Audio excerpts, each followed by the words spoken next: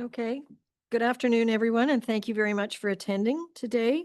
Before we begin, we acknowledge that we're in the traditional territory of the Anishinaabe peoples in the Huron-Robinson Treaties area. We recognize the long history of First Nations and Métis people on this land and show respect to them today. As we've learned from our First Nation partners, I want to stress the importance of accepting our responsibility to take care of Mother Earth, her plants, her animals, and our shared peoples.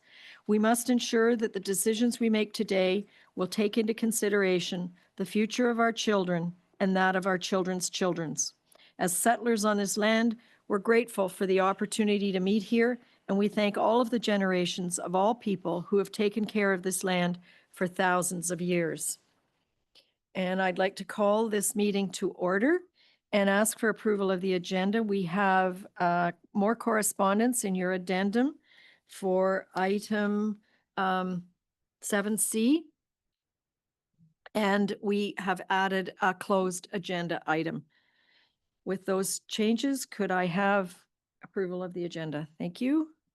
And is there any disclosure of pecuniary interest or general nature thereof from council?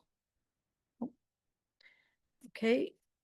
So I have a motion that the Council of the Corporation of the Township of Seguin does hereby adopt the minutes of the regular and closed session meetings of council held on August 5th, 2025 as circulated. Motion, Ken and Mario. All in favor?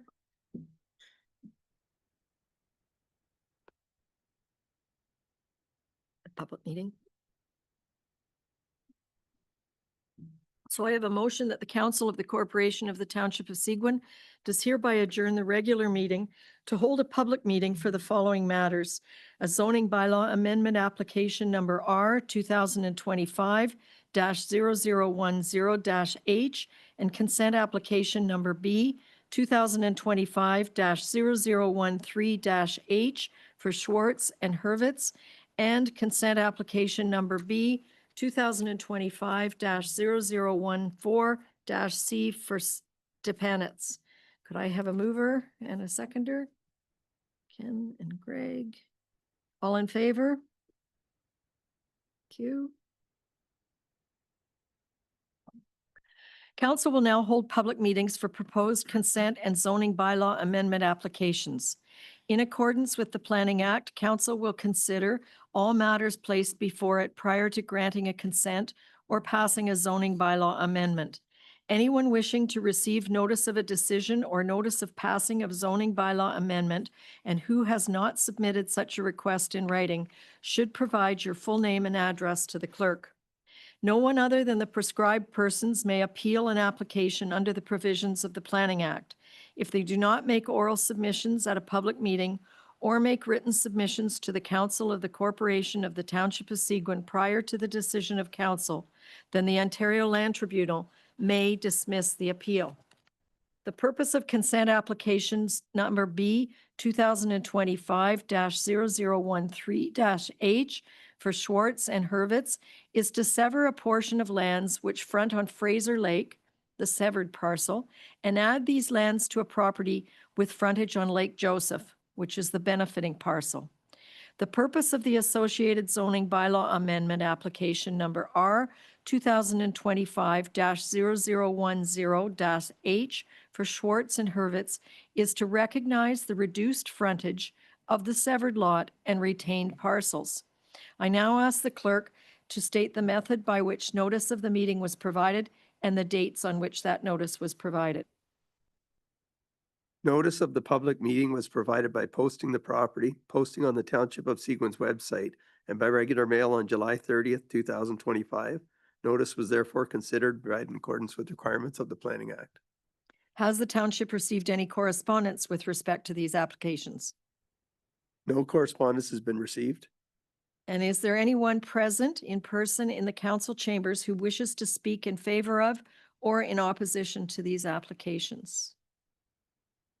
No? Okay. Has anyone registered to speak to these applications via electronic participation? No one has registered to speak to these applications. Does council have any questions? Councillor Getty. It was a question for Taylor, if he's on. Yes, I am.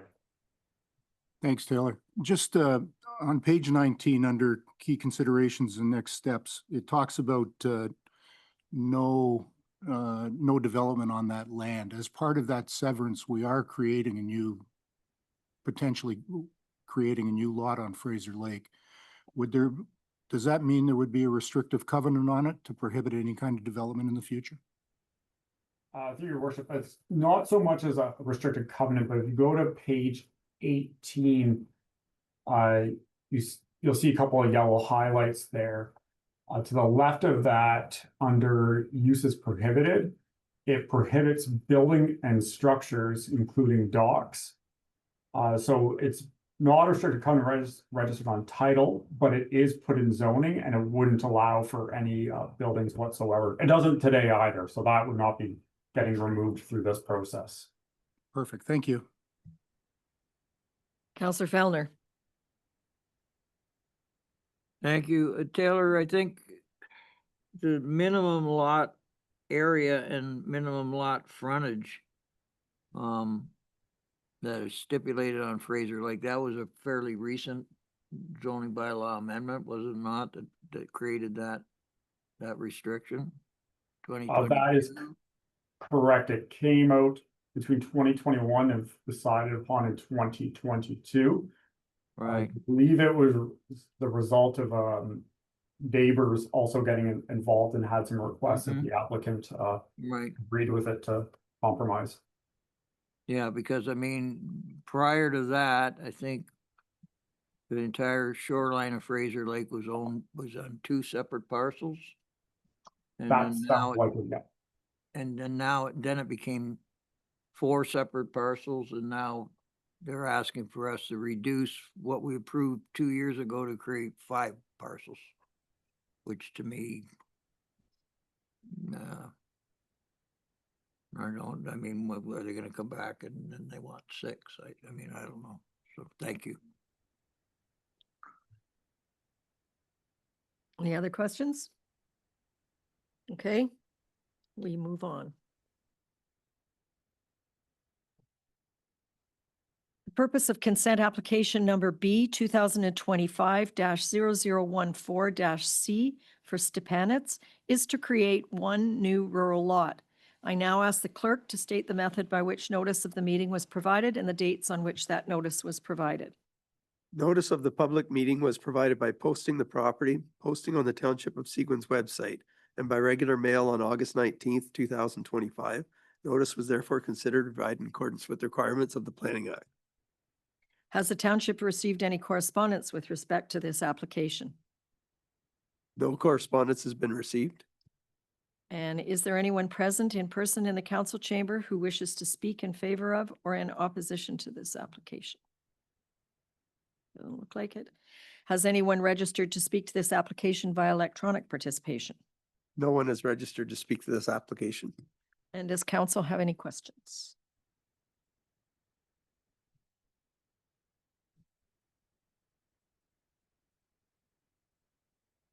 Thank you. Council will now close the public meeting and reconvene the regular meeting. And we have a motion that the public meeting held for the following matters is hereby closed and the regular meeting is hereby reconvened.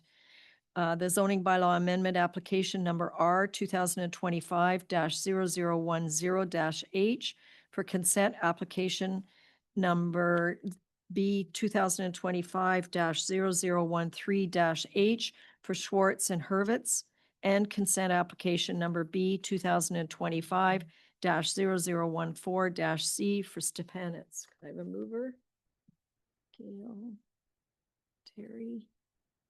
All in favor? Thank you. And this follows the meeting. I have a motion that the Council of the Corporation of the Township of Seguin does hereby grant provisional approval to the consent application number B 2025-0014-C for Stepanitz, subject to the conditions set out in the decision. Mover, Ken, and a seconder, Terry. All in favor? Thank you. Okay, council will now consider the following road allowance application. This is a road allowance, shore road allowance application number RAS 2024 0008 F for Mullet on Horseshoe Lake, bylaw number 2025 062. Have any written objections been received related to this application? No written objections have been received related to this application. And is there anyone present in the council chambers who wishes to speak to this application? No. Has anyone registered to speak to this by electronic participation? No one is registered to speak to this application.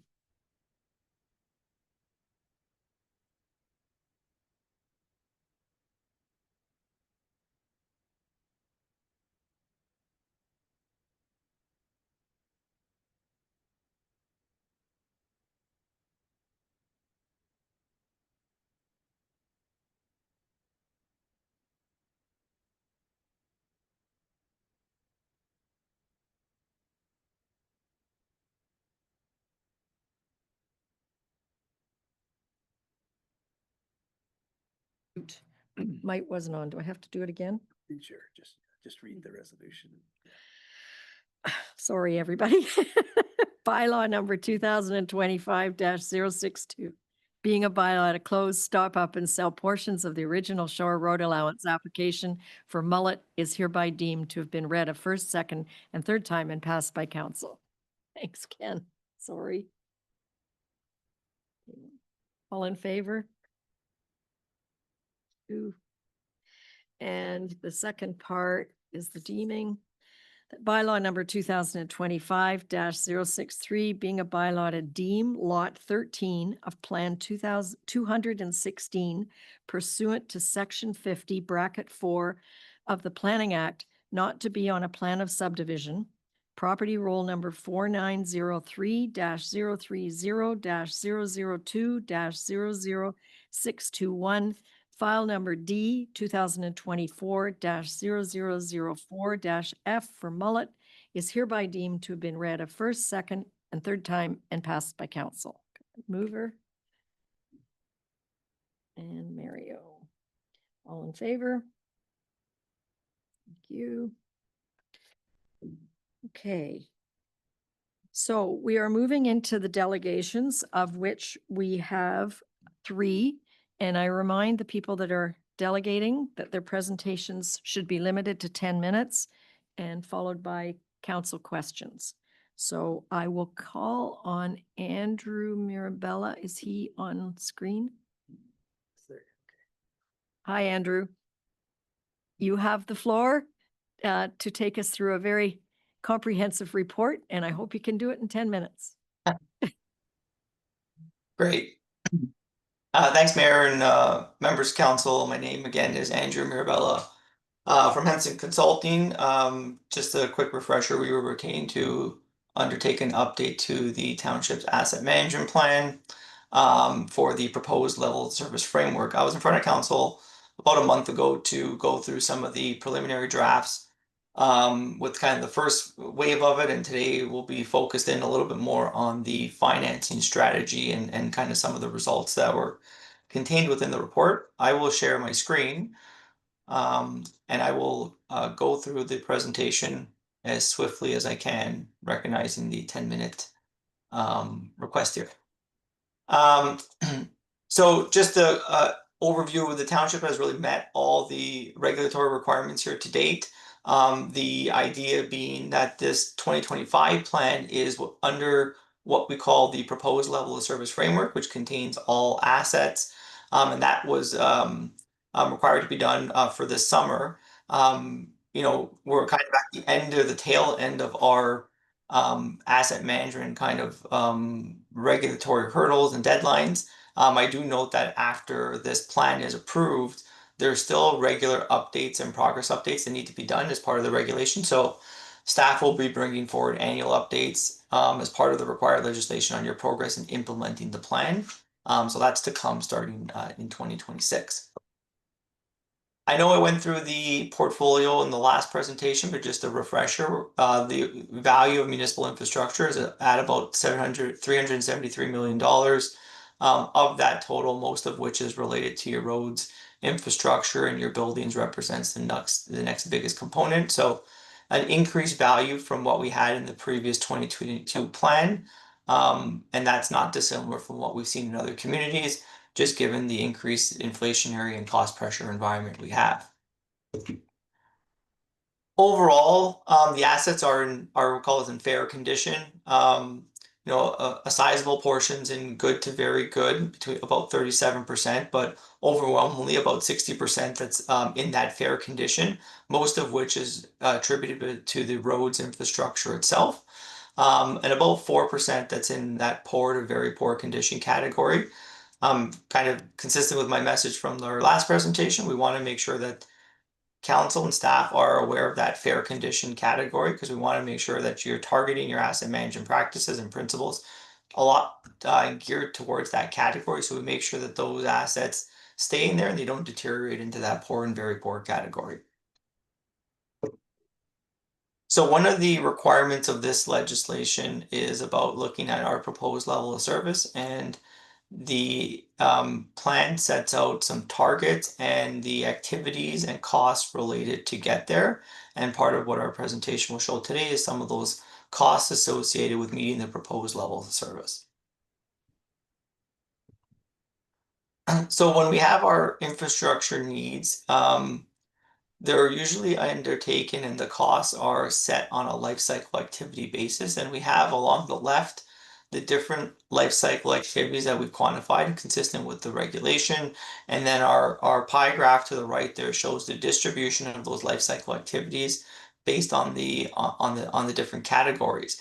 And it's about $153 million worth of expenditures over the 10-year period in order to manage your infrastructure. And that's what we'll call is kind of the ideal level of spending that's required over the planning horizon. And that includes things such as your operations and maintenance elements. So things that are already funded through your operating budget in order to manage your infrastructure that you've got.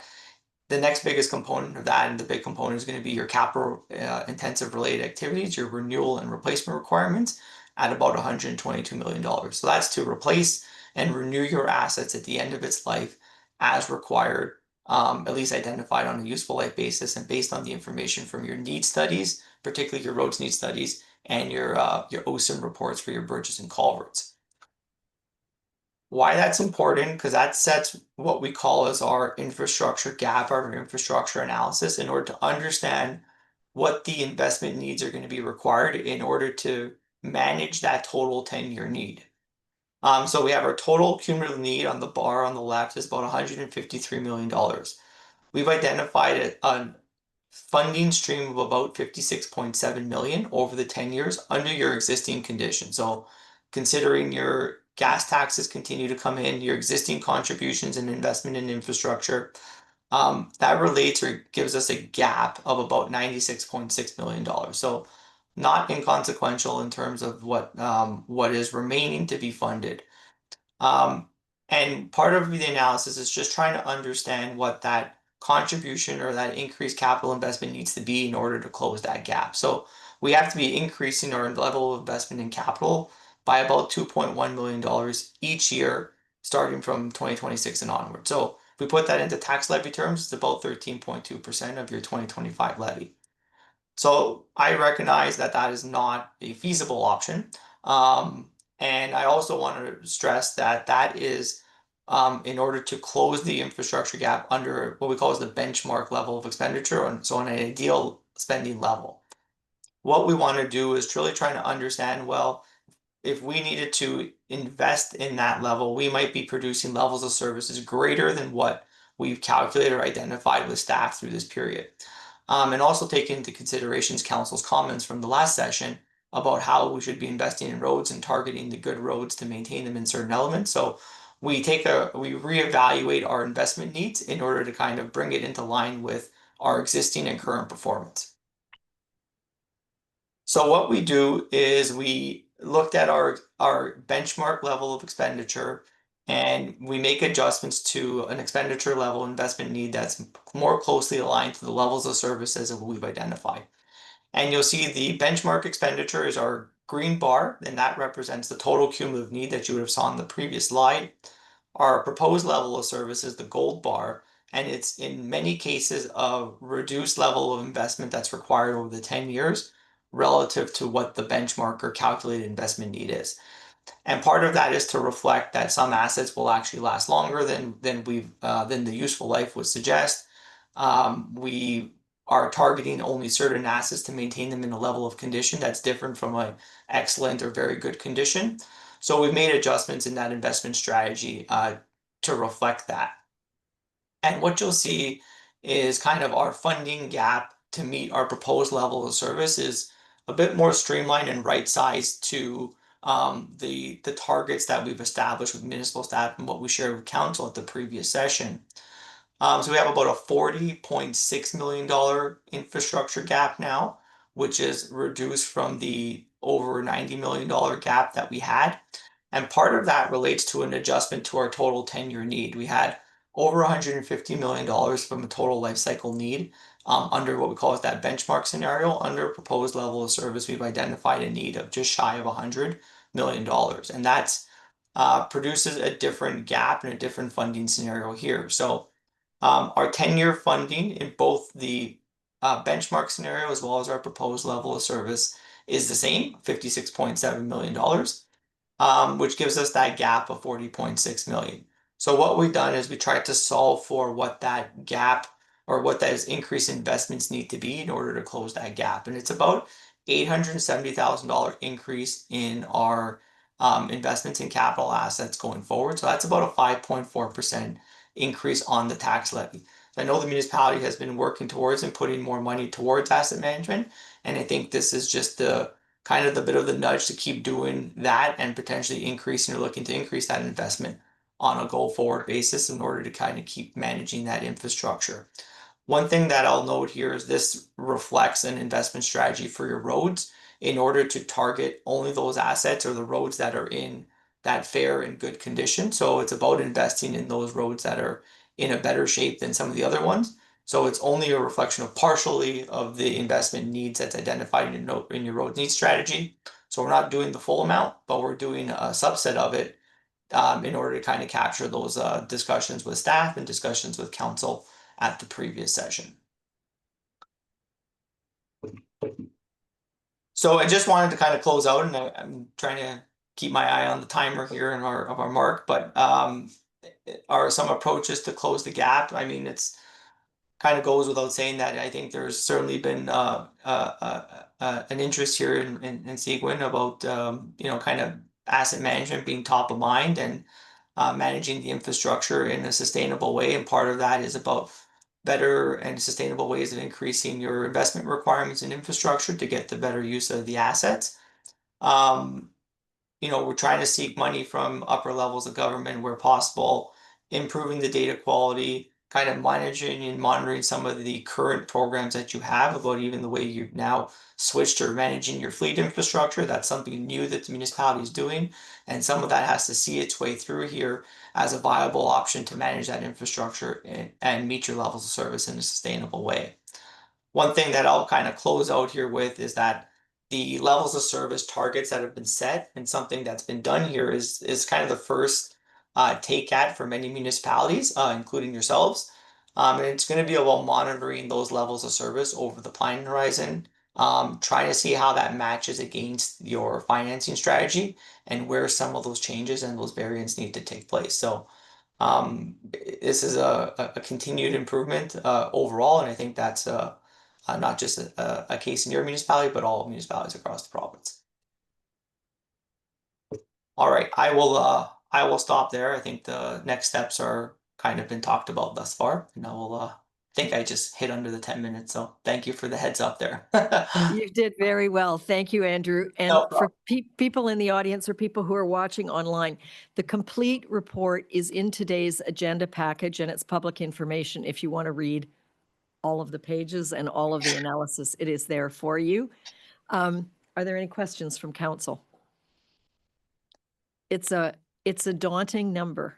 I think it's important that we all realize that that is basically an infrastructure gap, and this council has made a very important step of not passing that capital infrastructure gap on to our next generations by each year setting aside 1.5% of our tax into a capital, I guess a reserve is the right term, so that we will have significant capital, but it is daunting in order to match the levels that we want to give to the community.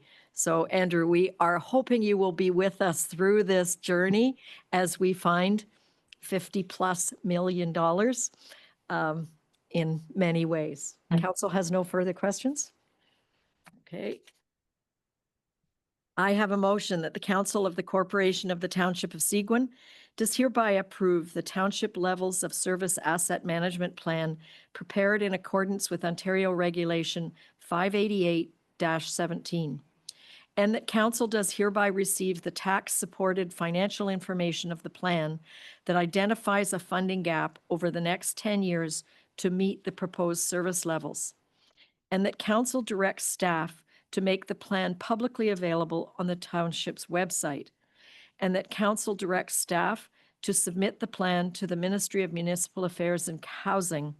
And further, that council directs staff to incorporate recommendations of the asset management plan, including the financing strategy, levels of service, utilization of risk-based prioritization, and increase of asset condition knowledge into the 2026 capital budget process. May I have a mover? Councillor Finson, and a seconder? Thanks, Ken. All in favor? Thank you. Andrew, thank you. You are going to be front and center as we get into the 2026 budget process. So thank you for articulating it as well as you did and summarizing for us. And the report is very comprehensive. So thank you very much. Thanks very much, everyone. Have a good night. Okay, so we move on to the second delegation, which I believe is Mr. Nelson, regarding the condition of Horseshoe Lake, Lioness Longs, and Peaks Path roads. Is Mr. Nelson here? Could you come to the podium and push the little button so that the green light goes on, and then the people that are online will be able to hear you as well as people in the council chambers. Is it on? Okay. You have the floor. Yep. Mayor, members of council, and fellow residents, my name is Dave Nelson, and I am a resident of Seguin Township. Thank you for the opportunity to speak with you today regarding a matter of urgent concern to myself and many of my neighbors: the dangerous and deteriorating state of Horseshoe Lake Road and the surrounding roads. I am here today not just as an individual, but as a representative of 129 people and counting who have signed the attached petition. This is a clear signal that the residents of this community are not only concerned, but they are frustrated with the current conditions of our roads. The urgent need for action on Horseshoe Lake Road. The condition of Horseshoe Lake Road presents a daily danger to drivers, cyclists, and pedestrians. The primary issue is the poor state of the road surface. Patching has proved to be an ineffective short-term solution. The constant cycle of patching, followed by rain, freeze, and thaw events, causes the patches and potholes to blow out, making the road surface even more uneven and dangerous. This makes people walking, biking on the road feel unsafe. This is especially hazardous due to the poor visibility of potholes, which are difficult to see in the shade of the trees on a sunny day and are obscured by headlights at night. This forces drivers to swerve, creating risk for cyclists, pedestrians who are already navigating an unsafe, rough surface. There is also a need for improved visibility of road signs, such as community safety zone, speed limits, no trucks, and weight limits. I have stopped trucks because the signs that say they should not be on Horseshoe Lake Road, as they are not delivering on Horseshoe Lake Road or the roads connecting to it. Large trucks with heavy loads, wide loads, as they are speeding also, contribute to damaging the road and endangering residents. We believe that repaving Horseshoe Lake Road is the only long-term solution to this problem. A full repaving will not only ensure the safety of all who use the road, but will also prove to be the most cost-effective approach in the long run. Continued patching is a waste of taxpayer dollars on a temporary fix. People who have signed the attached sheets are the same ones that have noticed that other roads have received major upgrades, and they were in better shape than Horseshoe Lake Road. These residents want an explanation for why Horseshoe Lake Road has gone unrepaired for so long. The neglect of state of our gravel roads. The poor conditions on our roads is not limited to Horseshoe Lake Road. The gravel roads that branch off of it, including Linus Road, Peaks Path, and Longs Road, are also in a state of severe disrepair. We have observed issues on these roads. The showing of culverts and washouts, the culverts showing through the road surface, and in other spots, the roads are washing out. The lack of gravel. There's a notable lack of gravel, which makes it impossible for graders to properly crown and grade the roads.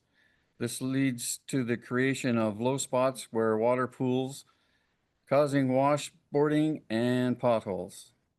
I know that the grader operators are capable of maintaining the roads if there is enough gravel on the road to do so. Damage to the road base.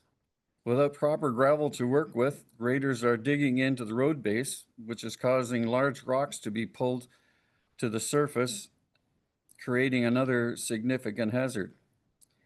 The underlying rock formations are also being scraped, which creates dangerous ridges and damages your equipment, and leaves a large speed bump across the length of the blade.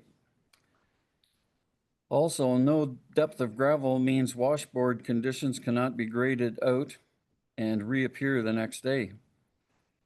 We also have specific concerns regarding the cracked asphalt on the paved hill of Linus Road. This damage was caused by a fully loaded tandem plow truck.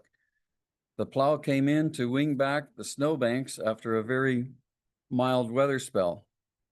This was reported by myself to the township driver of the 1-ton plow and sanding truck on the following day. I was told the damage was noted and would be repaired. We are concerned that with winter approaching, water will penetrate the cracks, freeze, and cause the pavement to heave. That would lead to an even more extensive and costly damage. I believe that a proper tarring of said cracks will prevent and limit the damage to the pavement, saving a costly repair. A question of priorities and accountability. The residents are questioning why roads have been so neglected when other roads in the township that were in better shape have recently received upgrades. Example, Osler Park Drive. This raises serious concern about how our tax dollars are being allocated. The taxpayers need safe roads to access their properties, and they want to know where their tax dollars are being spent and the reasons for those decisions. This brings me to a final point that has been raised by several residents, a request to review our road crew's time is being utilized. We have heard that road crews have been assigned non-essential tasks such as traffic control for local events and weed picking. We respectfully suggest that these tasks could be handled by volunteers or hired students at a far lower cost, allowing our road crews to focus on their efforts on their primary responsibilities, ensuring the safety and maintenance of our roads. The taxpayers who have signed this petition are not only frustrated, but also disappointed by what they perceive as a waste of hard-earned money. We pay our taxes with the expectation that our roads will be safe and well-maintained. We have incurred significant damage to our vehicles as a result of these conditions, and in some cases, the township has had to cover the repair costs. It would be far more efficient and safer to fix the roads properly from the beginning. You as homeowners and taxpayers would not be happy if you paid for a job that was not well done and won't last. A job done right the first time lasts longer and costs less in the long run.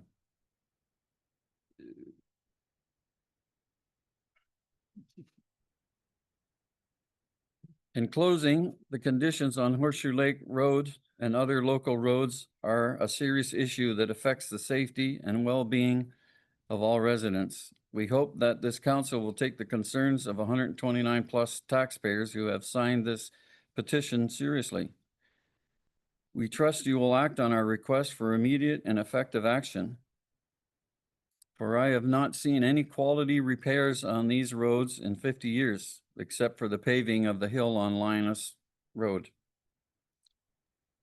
Please note that this list of signed residents is for this purpose only.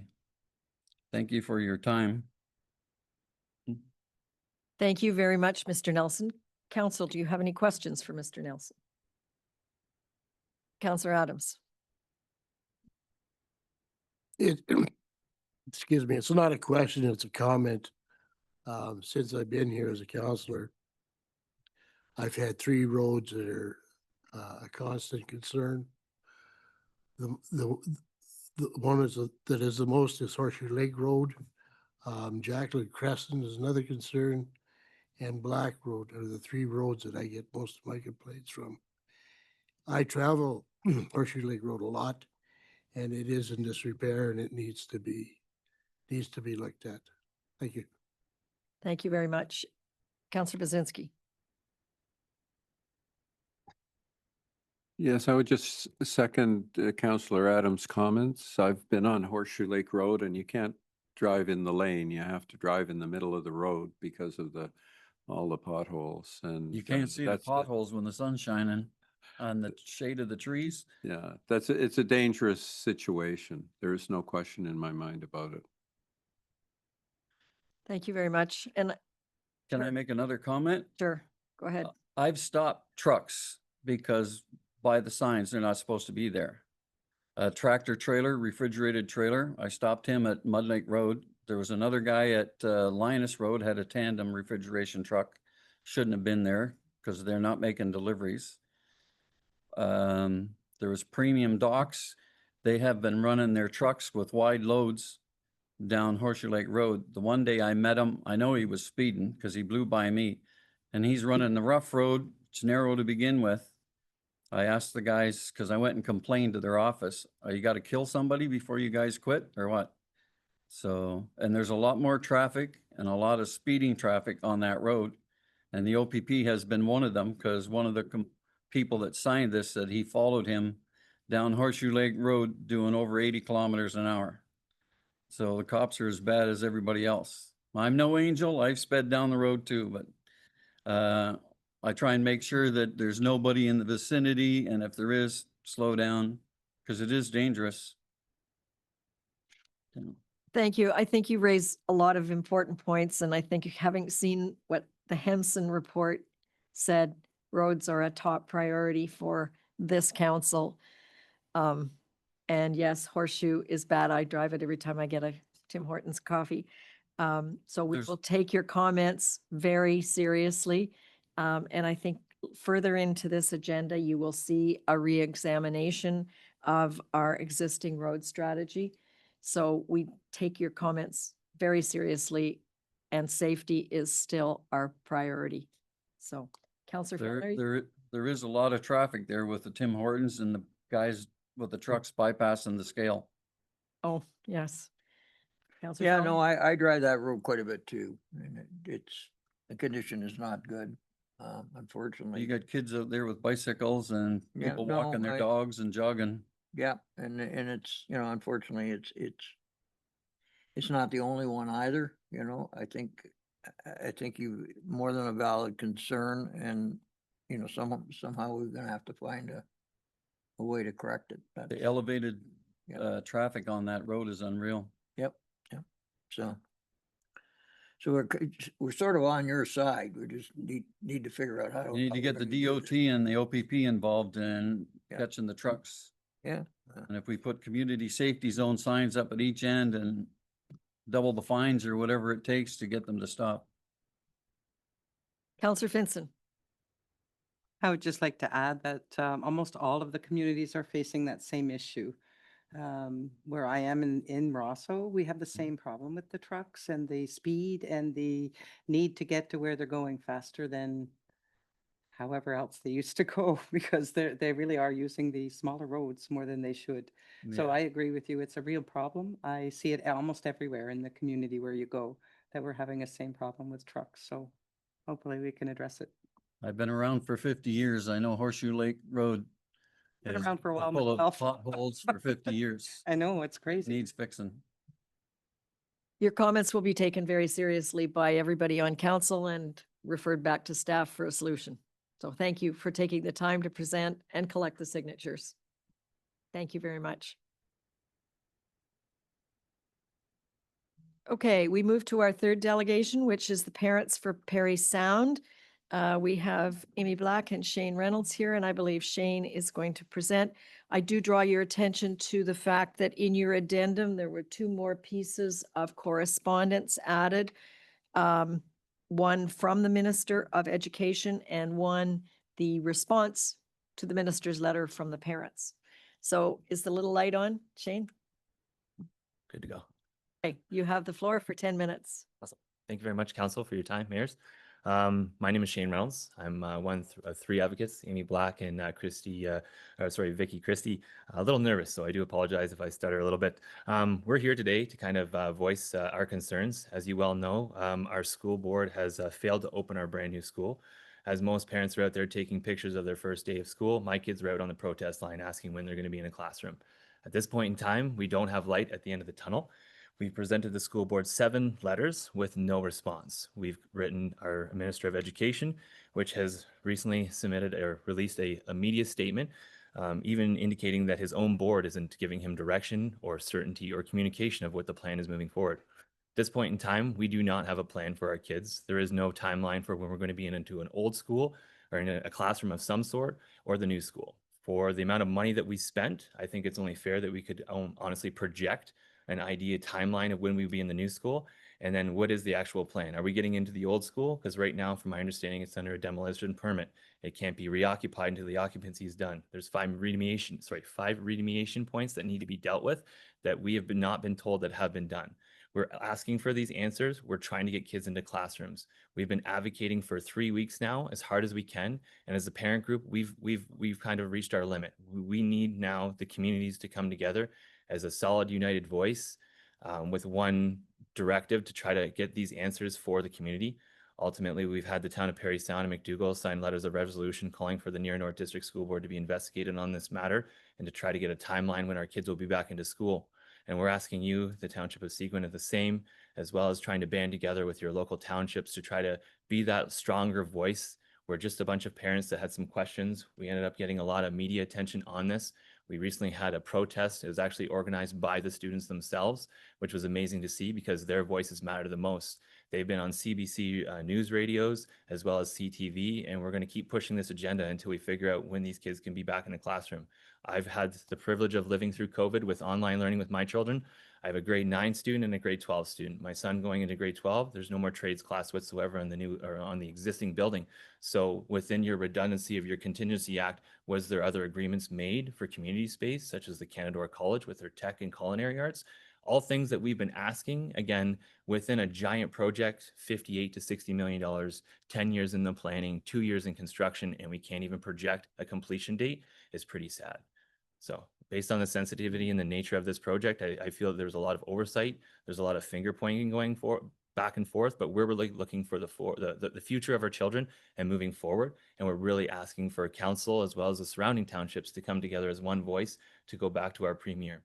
In all honesty, we just had a beautiful presentation about growth and everything like that. And I've done my research, and we're looking at 1 to 3% annual growth within our communities. It depends on what community you're in. So things like, shutting down schools like the McDougall School is going to inhabit our ability to maybe allow for future growth. Now we're 300 kids over capacity in a brand new school that hasn't even opened yet. They're installing brand new hex pods that weren't even originally part of the plan, but now they've had to add them because of the overcapacity issue. When we have McDougall School, an asset the school board currently owns that can be used to ease tension and pressure off the new school to allow for more development in our community. That's what will draw people in when we actually have a high school that can take them in. So I applaud you for allowing me to have your time and speak out loud about this issue. We're just really asking for the townships to come together, support us in our movement and what we're trying to bring to the forefront, and try to push together with the other surrounding communities to try to get a louder voice at the table to project what we need in this community for the future. Thanks very much, Shane. Does council have any questions? Councillor Adams. My only question is, they knew the school was not going to be ready on time. And I'd like to know who authorized for the other school to start tearing it down, because as soon as you touch that building, the structure is no good anymore. And it doesn't make sense to start tearing it down when the other one's not ready. So I think they jumped the gun there way too much. To your point, it's public funds. Public funds are building this school. We should have a contingency plan that was written out and displayed to the public, and it should have been sent out to every parent and student at the end of the school year. If they had projections to be into the new school, which I applaud them if they could make that, that's great.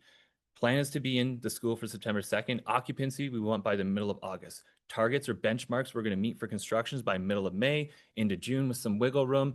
In July, we know that we're going for occupancy, so we can guarantee 90 to 95% of the work would be done in July. Nothing has been communicated to anyone nor the surrounding communities, from my understanding. So it leaves us all in disbelief that if they did have a contingency plan, why isn't it displayed? If it was to reuse and reinstate a building, why wasn't there a structural engineer in there the very next day after they ripped that down to sign off saying everything's safe? Again, the remediation points would have been done. Another health and safety check going through for air quality, as touch tests, things like that. None of that was done. This is why we were here for 3 weeks advocating to push them to get this done so my kids would be in a classroom, not forced into an online structure in my basement right now.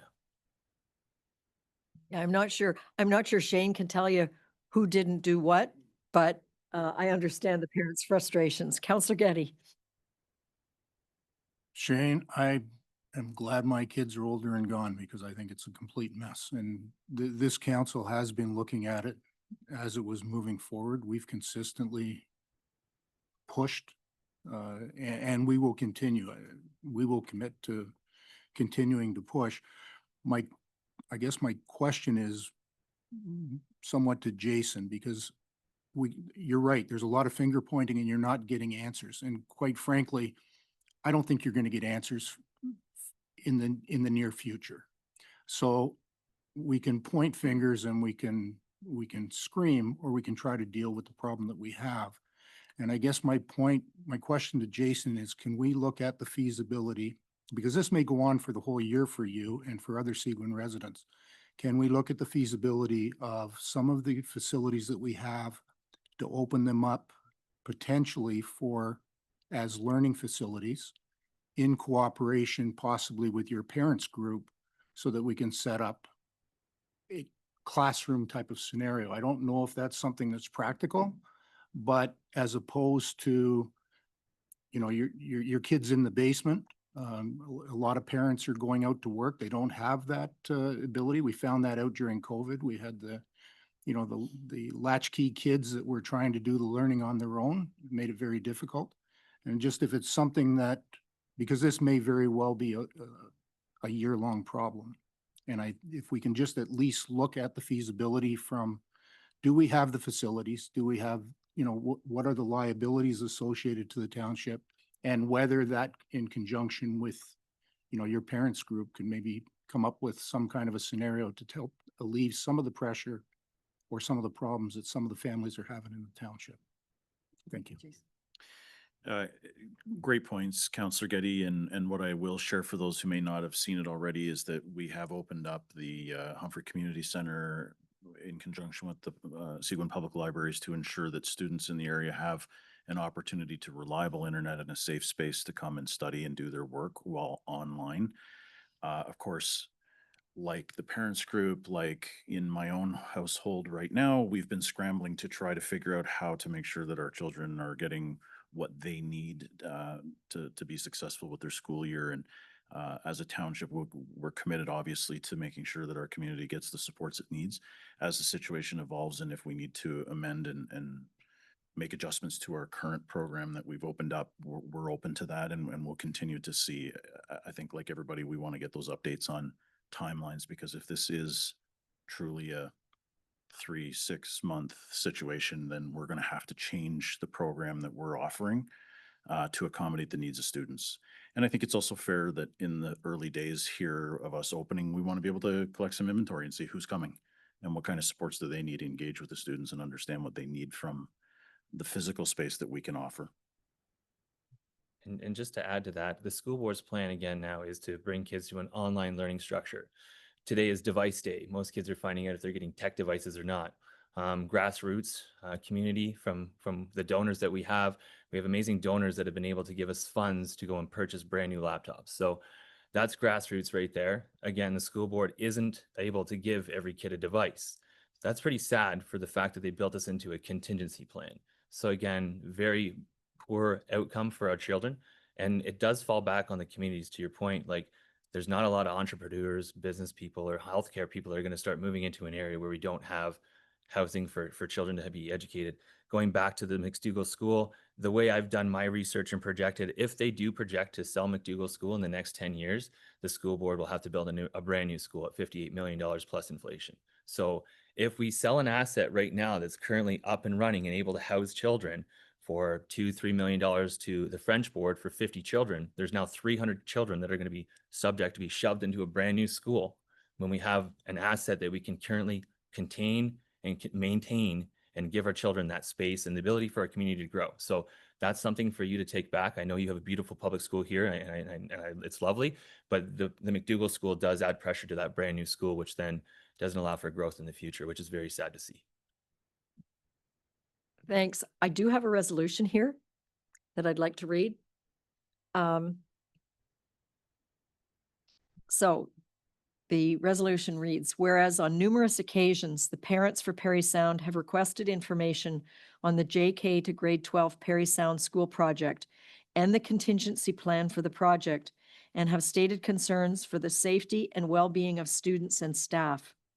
And whereas the Near North School Board has advised the public of a contingency plan for delayed JK to grade 12 school opening, the revised version dated August 26, 2025, as posted on the board's website. And whereas the board issued a media release on August 26, 2025, titled Near North District School Board Updates Contingency Plan Moves Parry Sound High School to Remote Learning. And whereas the safety and well-being of students and staff attending the various schools identified in the contingency plan is our highest priority. Be it resolved that the Council of the Corporation of the Township of Seguin does hereby request that the Near North District School Board ensure that the safety and well-being, including mental health and stress of the students, parents, and staff utilizing the facilities identified in the contingency plan, be the top priority in all phases of the implementation of this plan. Could I have a mover? Gail? And a seconder? Mario? All in favor? And I think we had another resolution asking for a takeover of the board, but we're going to depend on what the minister wrote to say that that is happening. We will continue to keep pressure, not only on the Minister of Education, but our local member of parliament, Graydon Smith. I think the time is now to stop the finger pointing and get the kids somewhere they can learn. There are facilities, but it's up to the school board to rent those facilities, be it the Stocky Center, a hotel, or something, to put them together where they can work as a unit. And I think the few teachers I've talked to, I got stopped at the Foley Fair by 4 different teachers saying, we want to be in the classrooms too. So whatever you think we can do, beyond pushing our elected members. We've written something like 7 letters since I became mayor in 2018. And we do know that some of them never got to the trustees. They were stopped at the board by the director of education. So communication isn't working. Again, I applaud everything. This is amazing. I can't thank you guys for enough, even giving the community space. It's been an outcry to say thank you very much. Again, this falls back to our economy. If we don't have a school that can house more development, the growth is coming. There's more developments coming. It's 1 to 3% plus the 300 new home development that was just approved. This is amazing to see. The growth is coming. So we really need to project for the future to make sure these assets are here. As a young person with two individuals that are going to eventually graduate, I want to make sure that the future behind me is set up for success as well. So again, thank you for your time. Thank you. Just to add to your point, Seguin's the 5th fastest growing municipality in Ontario, and we aren't even trying. Thank you, Amy and Shane, for all the hours you're putting into this on behalf of the whole community. So this resolution will get forwarded to the ministers involved. Thanks a lot. Thanks for your time. We move on to staff reports now. I have a motion that the Council of the Corporation of the Township of Seguin does hereby receive the staff reports as presented on the agenda for the September 2nd, 2025 meeting of council. Could I have a mover to take us into staff reports? Greg and Kim. All in favor? Thank you. And I have a motion that the Council of the Corporation of the Township of Seguin does hereby adopt the schedule of meetings of council for the year 2026 attached as Schedule A to this resolution. If there are any questions or comments, I'm going to ask the clerk to reply to them. Does anybody have any comments on the schedule? Mark your calendars. Could I have a mover? Greg? And Carrie? All in favor? Thank you. And I have a motion that as per the recommendation of the staff report number CS 2025-004, the Council of the Corporation of the Township of Seguin does hereby approve the transition to a year-round ICE pilot program, allowing staff to confirm tentative rentals for April, May, and June of 2026. Could I have a mover? Terry? And a seconder? Gail? And Dominique is here to explain the necessity of this. Over to you, Dominique. Thank you. Good afternoon, Mayor and Council. Staff is requesting approval to move forward with booking spring ice, which would be April to July. And also to start being able to advertise that Humphrey will be offering spring ice in the coming year. So we've had significant interest from some camps and leagues and also private renters, but we're finding that they're not willing to move ahead with a booking based on the tentative nature of putting in spring ice. So we haven't been able to advertise because we don't have approval from council. So council's approval tonight or this evening would let us secure these bookings now. The program, if you remember from the report from February, it is designed for cost recovery, so no budget requirements or changes are required. As stated in the report, I will be bringing a service level change proposal during the budget that will have the options for the various staffing levels for the ICE. So this is just to sort of, I guess, put the cart before the horse to get some commitment from these people because we need, you know, if you're running a camp, it takes a long time to plan, to get everything in order, to be able to confirm. So just hoping that we can start with this process now, and I'm happy to try and answer any questions council may have about this. Thanks, Dominique. And it's my understanding that what we're doing is doing this for a year to evaluate Yes. the total cost recovery and the community interest. Is that correct? That's right. It is a pilot program, so any staffing changes would be for a contract in terms of 1 year, and then we'll review. We're basing this on a 50-hour-a-week ice rental to recover our costs. Again, you'll see all those numbers in the upcoming service level change proposal. But yes, I do think there have been a lot of people talking about it already, planning for it, but we just need them to be able to commit, start getting the confirmations on paper. Council, do you have any questions? Councillor Getty? Thank you, Mayor. Dominique, I guess the question then is if you don't get that commitment, and I know that you have to put it out there and we have to get those commitments to move forward on this, even as a pilot project. But if we don't get those commitments by the time budget is coming before council, we have the ability to pull this back if there's no forecast in it that we could be potentially 124,000 in the red. Yeah, I think, yes, we've got some time. And of course, we'd let people know that that's still, a possibility.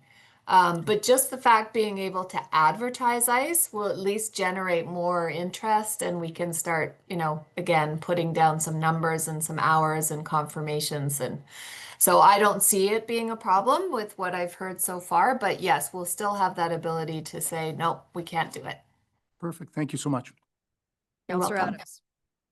Yeah, Dominique, one concern I have is hiring 3 contract employees for a 3-month contract. It's going to be hard to get somebody to work to hire for a 3-month contract. I know in the past we've always had trouble with that, so I don't know how you're going to do that one.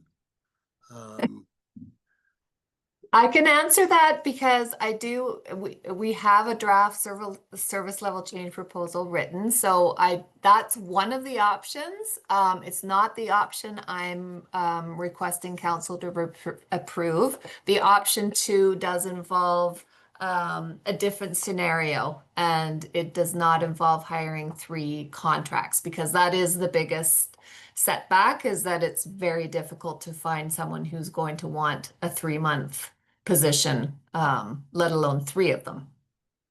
I did agree. I did agree to the pilot program when we had the meeting in February, but I will not support it again if the cost is not effective in the future. Like, it has to work.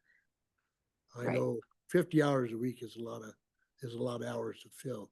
You're not going to have a lot of nighttime rentals, I don't imagine, but 50 hours is going to be a lot of hours. Thank you. That's essentially why we're doing a pilot. Thanks. Councillor Bazinski? Yeah. So Dominique, I'm interested in what your staffing program is if it's not the 3-month contract positions.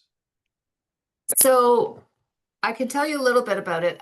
We do have, as you know, we have multiple student positions in the summer season. We've got 17-week students, which are university students that start in May. We have 10-week students, which are high school students that start in July. So basically, I'm sort of shifting things around and coming up with a better scenario to use what we already have and maybe extending some into contracts, and also maybe dissolving some of those shorter positions. So as I said, it will be coming in the near future. I think actually within the next couple of weeks, you'll see the service level change. And I think it will work well. And it's doable because, having someone for a year who doesn't need training for a 3-month position will make much better use of our funds, obviously. So we've got, if someone's going to be an arena operator, that's a lot more training than someone who's going to be in parks.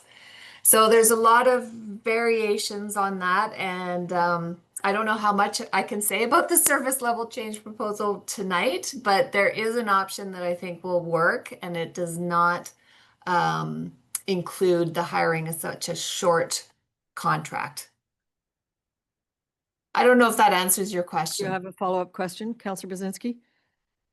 Yeah, it's more of a comment. I think I'm a little concerned about it, especially given the Hempson report showing how much money we could have to spend on capital improvements over the next 10 years. So I'd want to see any program like this at the very least break even and hopefully make money. And so my support for it would only be given conditional to the fact that if you don't get enough ice time signed up, I would not support it. Thank you. Yeah. And I think that was from the first thoughts of this pilot project that was contingent on how many hours of ice we could confirm. Thank you very much, Dominique. And I think we do rely on staff to be creative in how they staff things. And I've talked to a couple employees who would dearly love to be trained on the Zamboni. So there's a waiting list for those people. Councillor Finson, you have a comment. My only comment would be if the ice is in longer than, like, if we have ice when events are happening, will that still be happening? I understand it will, but I just thought maybe it would be good to explain that at this point. Yes, I mean, oh, sorry. No, go ahead, Dominique. Oh, there will be some events and programs that will have to be relocated for the pilot program year. However, if it's successful and we can generate some new revenue, there are options out there for arena floor coverings that a lot of other arenas use right now. And you don't have to take your ice out. It's a flooring that goes over top of the ice for events, and then you take it back out again.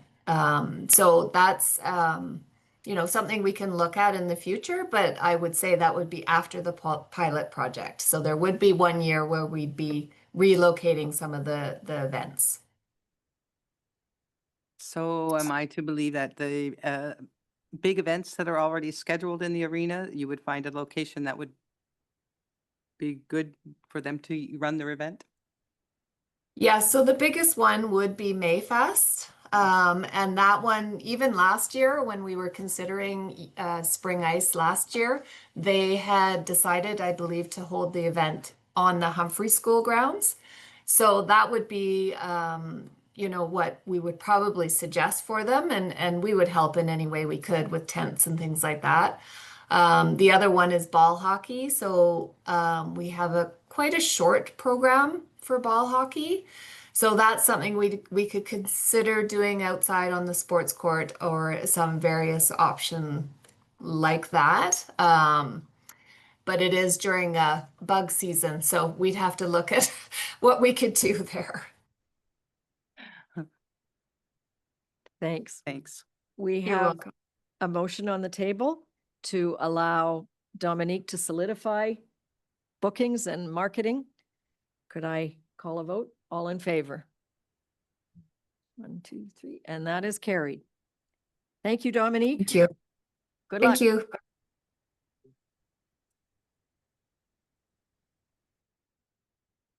Okay, we're coming back here.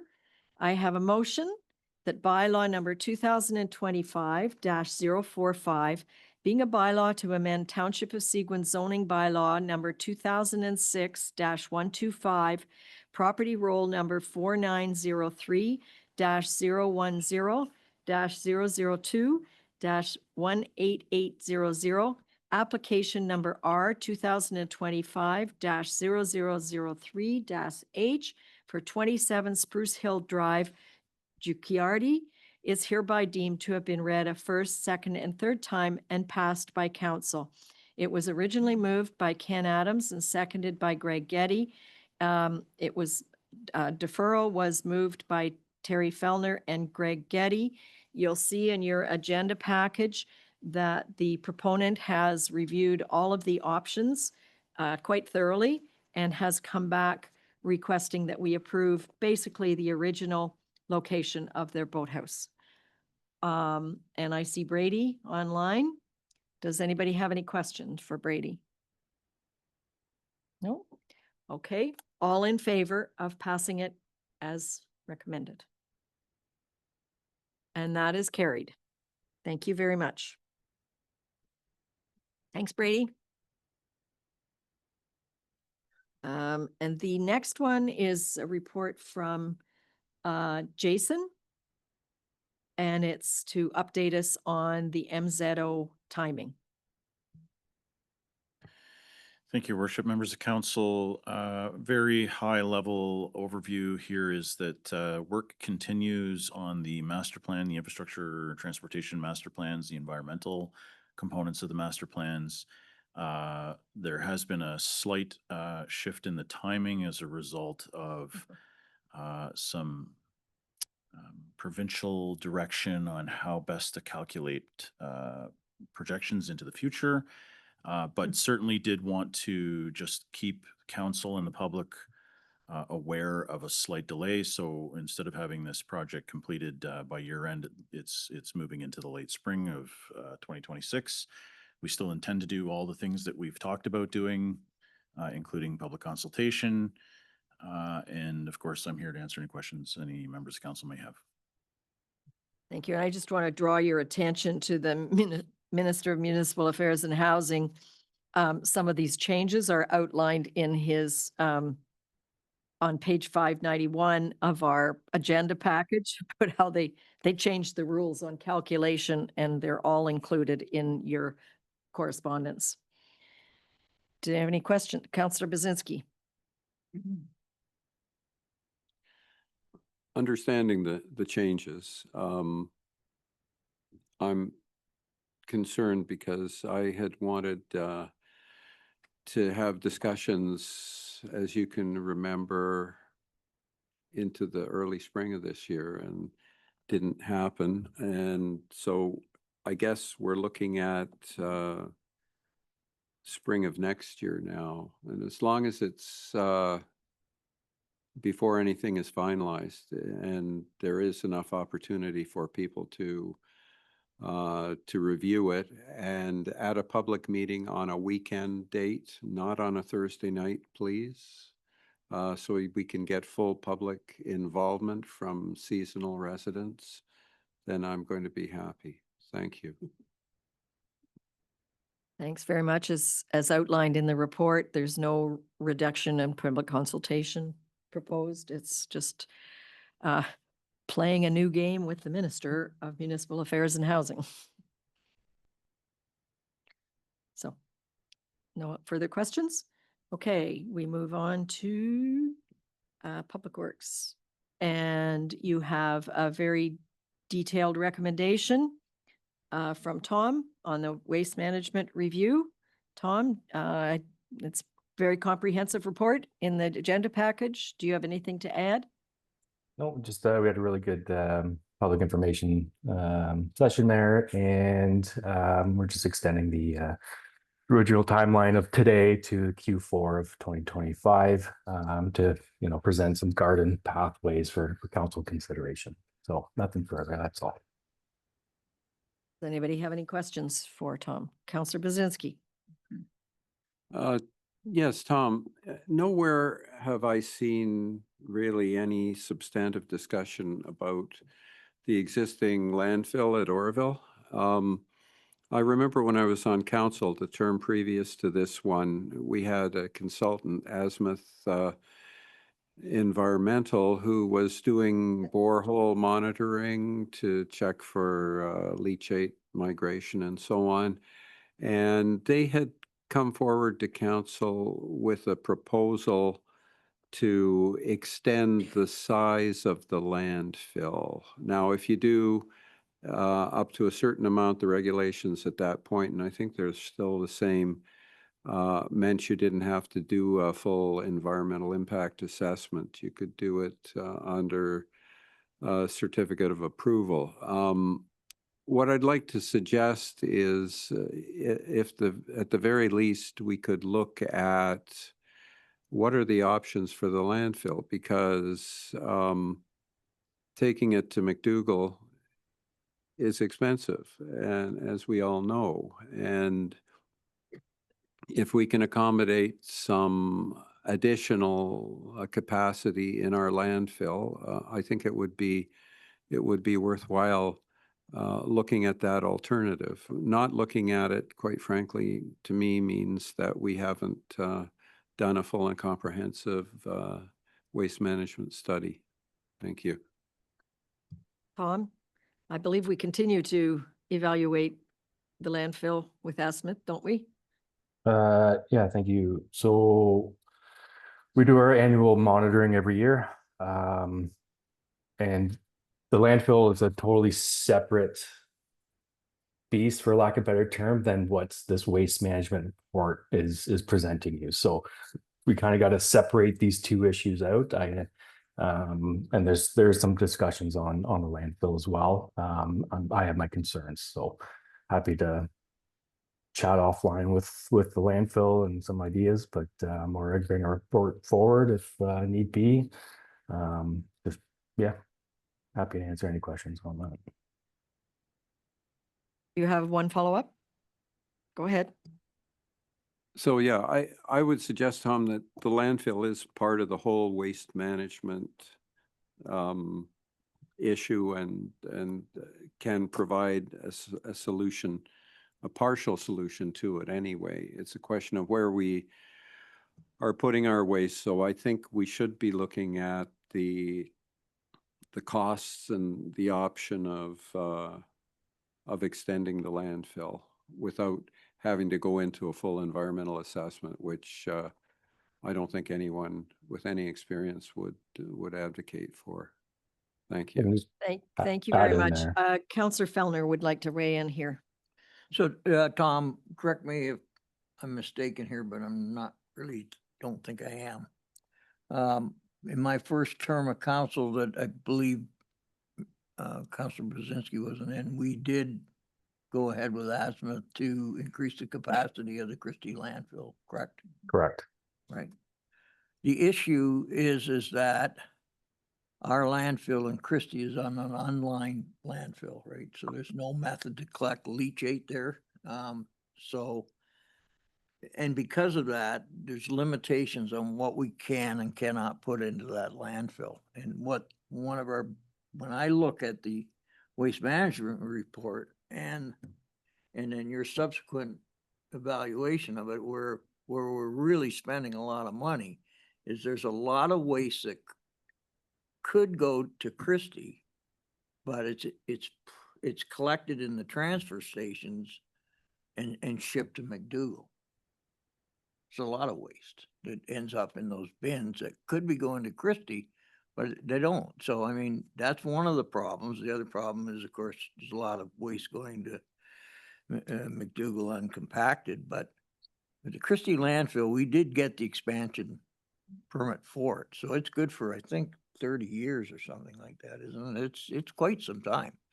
And with the volume reduction that we do every year there with the grinding and that kind of thing, it enhances the life expectancy. But the problem is that it can't take all the waste. It can't take the organic waste and that stuff that would leach. So it's there for us to figure out how to divert as much of the waste that we can to our own landfill and take what we can't. That's really the struggle here. Thank you. Tom, do you want to either agree or disagree? But I know our household waste can't go to our own landfill. That's correct. Terry said it flawlessly, actually. That's, yeah. Our landfill cannot take the household garbage, the juice, just brown goods, dry goods. But is there opportunity up there to increase? Absolutely. Diversion's going to be is a big one. We want to divert as much material away from all landfills in general. So there are ways forward to move this. Councillor Bazinski, last comment.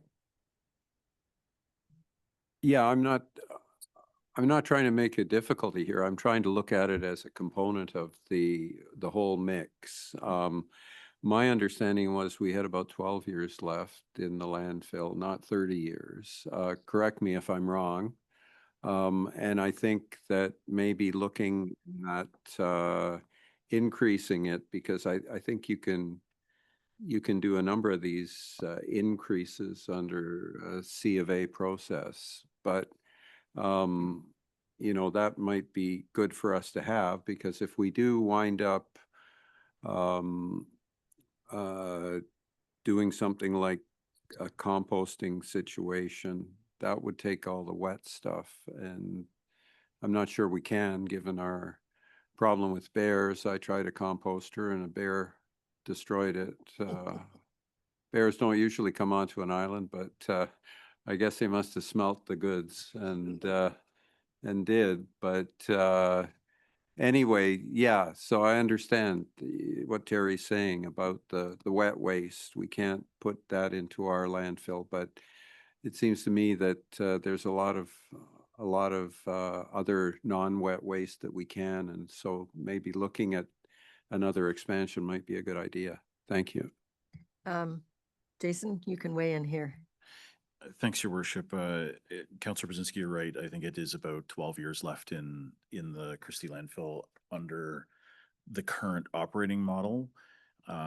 One thing that I'll suggest that council, it's included in this waste report at a very, very high level, but something that you're well aware we're exploring is waste energy and what that might look like. And of course, every time you can have something that was meant to go to that landfill deferred to a different location, you're buying more time, you're buying more capacity, and in a very innovative, creative solution, perhaps somewhere down the lines, we're actually mining out of the landfill for waste energy conversion.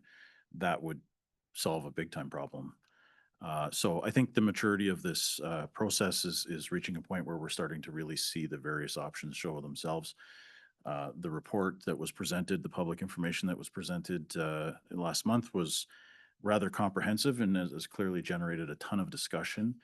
But to your point, the landfill does play a component in waste management for the whole community, and so we continue to explore it. It's how it's going to be presented might be the options that we'll look at when we bring it back in November.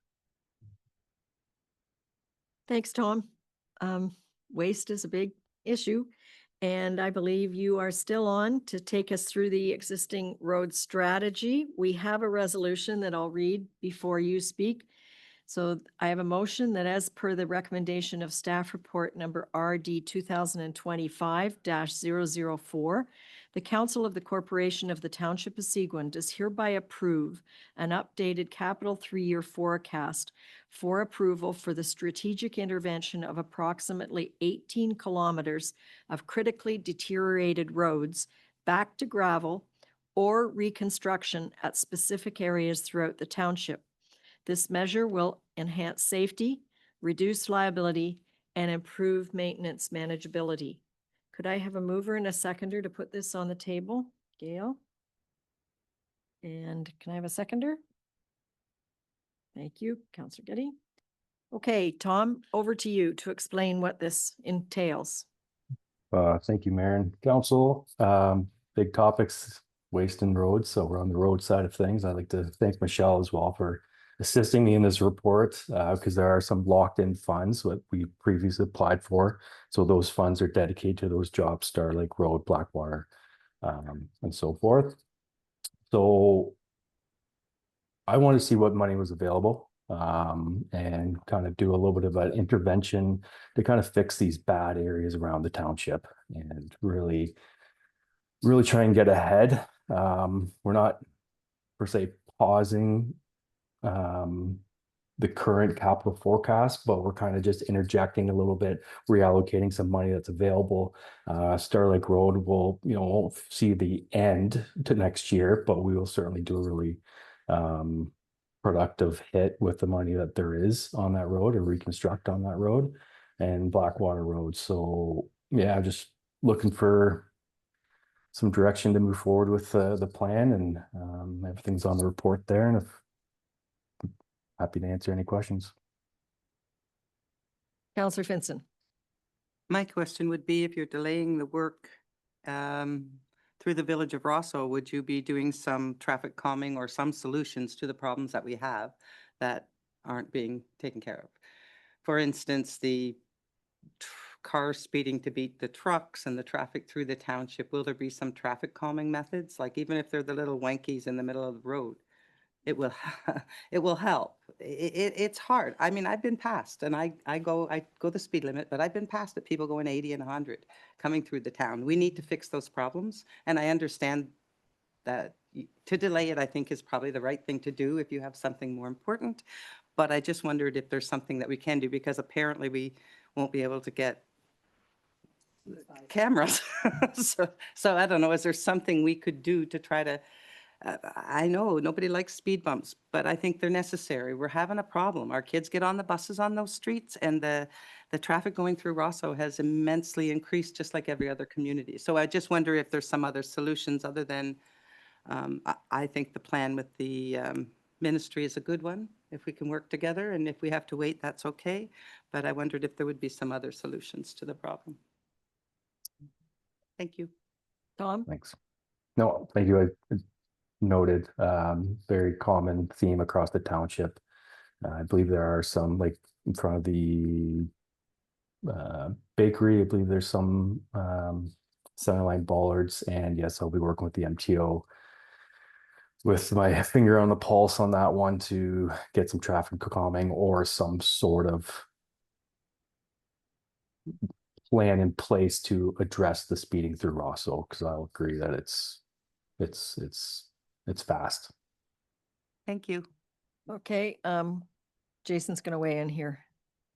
Thank you, Worship. To Councillor Finson's point, and frankly, across the municipality, in circumstances where we're working with the Ministry of Transportation on provincial highways 141, 518, we are going to continue to collaborate with the ministry. We want, and we will have a voice at the table during their design phases. This report is speaking to sort of the financial allocations. We were never committed financially to upgrading Highway 141 through Rosso. That's always been a Ministry of Transportation. We had considered some of the offshoots off of the highway, but we will be at the table. We will be forcing our hand to say we need traffic calming in these situations, especially given the fact that they're not going to allow us to have automated speed enforcement. The least they can do is have us at the table to have a discussion about how we're going to slow traffic. Councillor Getty. Thank you, Mayor.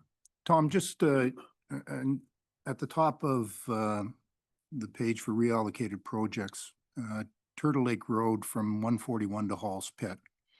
That was only paved a couple of years ago, was it not? And then the second part of it, sorry, not to, is that my understanding was that the final portion of that paving was done by Halls to allow them to run that pit 52 weeks of the year. So that's an error. It's Tally Ho to Hall's Pit. So my apologies on that. And that was the second part that I was going to say, because it's a disaster from Tally Ho over to Hall's Pit. So, okay, thank you. Councillor Adams. Tom, my question is, I'm on page 342, the reallocated projects too. On the ones that you got reverted back to gravel, are they eventually going to be paved? Or are we? That's a tough question to answer. Are we going backwards? We have to go. That's been paid for, Horseshoe Lake Road's been paid for many, many years. And now it's going back to gravel. Yeah, it's tough, right? Because when we don't have the money to properly upgrade a road, that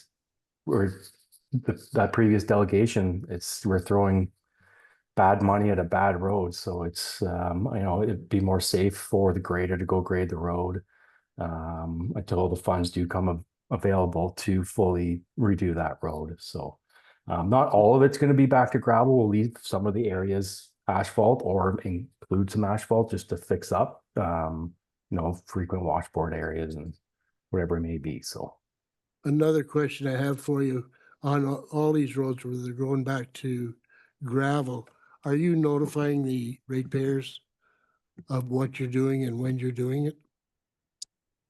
there Because will be, a lot of times people see the same thing happen on Black Road when they see the pavement taken off and gravel put on, they think the pavement's coming next. So are we gonna notify the people, let them know what's exactly going on? I'll speak with the communications team and see if there's a good strategy to addressing stuff like that. I think you're onto something. Thanks, Tom. Go ahead. Thank you, Your Worship. I think before we start communicating with the community about what the plan is, council needs to tell us if this plan is acceptable or not. This is the hard work of a number of staff sitting down trying to analyze how do we address the problems across the municipality, and it's a fairly sizable shift from the traditional, we're going to go rebuild one road, and if it takes 2, 3, 4, 5 years to get it done, everybody else sits and waits. So if council's going to support this, then we can work on a communication strategy and actual implementation strategy. But until such time as we get some direction from council, we are not going out and telling people what we're going to do because we haven't actually got instructions to do anything yet. I just got one comment. There's a lot of it I do agree with, but there's a lot of it I don't agree with it. So how do I vote on it? I guess we are asking council to support the recommendations of our director of roads. Then I know there's been a lot of thought going into this. I happen to live down one of the roads that is going back to gravel. And anecdotally, when I talk to people at Lake Association meetings, they're not excited, but they understand how gravel can be maintained more regularly and more inexpensively than patching asphalt. And once you say that publicly, generally they're accepting of it. So we're not going to go through this road by road. That's not council's role. Our council's role is to take a recommendation from the roads department and support it or not. Councillor Fellner. Oh, thank you. Yeah, I think this is a good approach. I've talked to my lake association. There's a few roads listed here that are in my ward. Everybody's got a problem road in their ward. They're falling apart. I think this will alleviate some of the major problems for now. I think what we do, Councillor Ken's comment is the next strategy is, let's improve the base and the drainage. That was what we didn't happen before, and then look to pave them, right? And in my opinion, we should be paving them. So it just lasts longer. So I'm in agreement with this. I think this is the way to go. And I as well have talked to my constituents and they're happy with this approach as well. So. Councillor Bazinski. Tom, just in terms of the implications of reverting some of the roads to gravel, does the township have the required maintenance equipment? In other words, graders, water trucks, if it's a really, like this year, it was very dry, and I'm sure those roads will get very dusty. And if there are properties close to the roads, they're going to be complaining about dust. So in terms of dust suppression, in terms of maintenance, do we have enough equipment and staff, in your opinion, or will that have to be addressed as well? The number one priority was getting staff off the road as much as possible. There's always 2 to a team, cold patching. We have 2 graders, usually rent a 3rd grader in the spring. And then in this capital budget, we should be receiving any time now a very advanced water tank with the capability of mixing calcium in there as well for dust suppressant. So we're looking in really good shape for this report to come out, or for this to be implemented. My apologies. Thank you. Any further questions? And I encourage public, some of who are here, to reach out to Tom if you have comments directly at any point. So we have a motion on the table, and I'll call for a vote. All in favor of supporting this recommendation? 1, 2, 3, 4. It's carried. Thank you. Thanks, Tom. Give them a second. There's 2 people coming into this as well.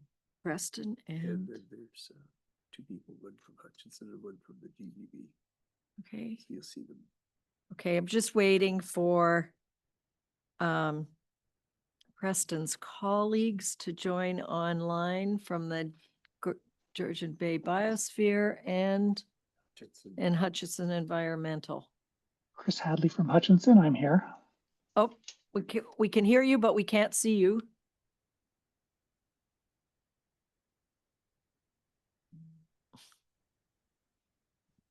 There we go. Thank you. Okay, so Preston, are you going to lead us off here?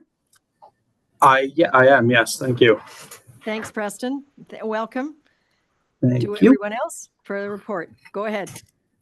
All right, so I'll start us off here. Seguin Township annually undertakes seasonal water quality monitoring programs to assess several of the different aspects of lake health to determine overall trends. In 2024, Seguin Township marked its 15th year of water quality testing in our water quality program, and our 5th year of benthic sampling program as well. Goal of the water quality report is to examine several different components, what makes up lake health and can indicate overall lake health. These include total phosphorus, dissolved oxygen, Secchi depth, and dissolved organic carbon. In 2024, 47 samples were collected across the township. And in these 47 samples, we saw no major spills in the samples collected. This indicates that we are effectively following sampling procedures and adherence to the sampling protocol, meaning our training and our training is adequate. During the spring of 2024, no new outlier data emerged. And in 2024, the 37 lakes that have more than 10 years of data were examined, and we saw no significant increases in total phosphorus levels based on that spring sampling of lakes with more than 37 years of data. With sites that have less than 10 years of data, more is required before they can be modeled efficiently. Also, we did our fall sampling in August, in which we sampled 29 lakes. This fall sampling showed a little bit different data than our spring. 16 of these lakes showed low oxygen levels within 1 meter of the lake bottom, indicating a potential for internal phosphorus loading. These lakes were further sampled in the fall and sent off for further analysis.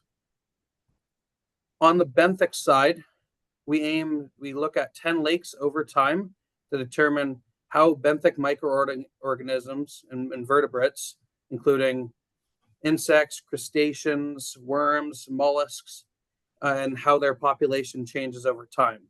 This can indicate overall lake health and introduction of things like different use of species, water quality. All this could be examined with that. Overall, the 10 lakes that were monitored for benthic health, all of which showed no significant changes, and they're considered typical for the region. If you have any further questions, technical or otherwise, I can help direct it to either Chris or Katrina from the Biosphere, or if it's a question for myself, I'd be happy to answer it. Thanks, Preston. And thank you, Katrina and Chris. I think we, as a township, should be pretty proud of how long we've been at this and how much data we've got. It makes a difference. Does council have any questions? None. Must be a perfect report. I just have a question. What does low oxygen mean to those of us that live on a lake that has low oxygen? Chris, would you like to tackle that one quickly? Sure. So the reason that we look at low oxygen for the monitoring program is because the monitoring program was originally born out of the planning tool, which is the modeling of lakes for planning purposes, for development purposes. And when oxygen near the bottom gets very, very low, you can get a release in phosphorus from sediments. I won't go into the chemistry that causes that release. It's not important here, but when that happens, phosphorus can come out of the sediment and into the water column and then mix into the water column, and it can lead to algae blooms and that sort of thing. That said, low oxygen with depth is not a phenomenon that is really a result of development or a result of human impacts on the environment. A lot of the time, it's just the natural state of a lake. So if a lake is deep enough and the water at the surface heats up enough, you get distinct layers in the lake, warm at the top, cold at the bottom. When the lake stops mixing due to that variation in temperature, you end up with a situation where the oxygen at the bottom gradually gets used up by decaying matter that sinks to the bottom, and eventually you get low oxygen. So that's the mechanism that sort of drives the low oxygen. And what it means is that you can have internal phosphorus loading within the lake. What that means for the average cottager on the lake day to day is really not a whole lot. It's a tool that we use to inform our understanding of how the lakes work and of what the potential sources of phosphorus on that lake are going to be when we do your modeling updates every once in a while. Does it affect wildlife at the bottom, like the turtles and the things that live at the bottom? So oxygen stress in lakes can become a problem in some circumstances. For example, if you've got cold water fish species that need oxygen to live, but also need cold water, if the water at the surface is warming up a lot and the oxygen at the bottom is beginning to deplete, and those two zones start to sort of grow together, you've got less and less space in which the fish can live happily and have their needs met. So there is definitely potential for oxygen stress on environments, depending on the organisms we're talking about. Some of them, benthic invertebrates, for example, can change, but a lot of them can move up and down in the water column to find the oxygen when they need it. So oxygen depletion at the bottom of a lake is a natural process, and generally the organisms are going to be okay. Okay, thank you. This summer was a fabulous summer for cottagers, but Lake Joe, 1.5 meters down, was at 84 degrees. It was warm. Really. Yeah. I'd just like to also go ahead, Preston. My apologies. I'd like to throw in that 2025 sampling has just wrapped up, and the data has been sent to the lab for analysis. So hopefully a little bit earlier on this next time of year, we can get you a 2025 report, which will include some of this most updated data as well. Okay, Councillor Bazinski. Yeah, I'd just like to point out, as was mentioned about certain species, lake trout is a very significant species of fish, and it requires oxygen in the bottom layers in order to survive during the warm summers. So, you know, that you have to be a bit concerned if you're not going to have that oxygen, and I guess it's processes probably you know, vegetation and such falling to the bottom that gets decomposed by whatever to use up the oxygen. So we're critically concerned to ensure there is good oxygen in our lake trout lakes at the bottom levels. One other comment, this summer, I've seen a lot more aquatic weed growth than we would normally see. And I'm not sure what the implications of that could be long-term, because eventually it'll die, and maybe doesn't affect the cold, deep lakes, but certainly in the warm water lakes, it's going to have some effect.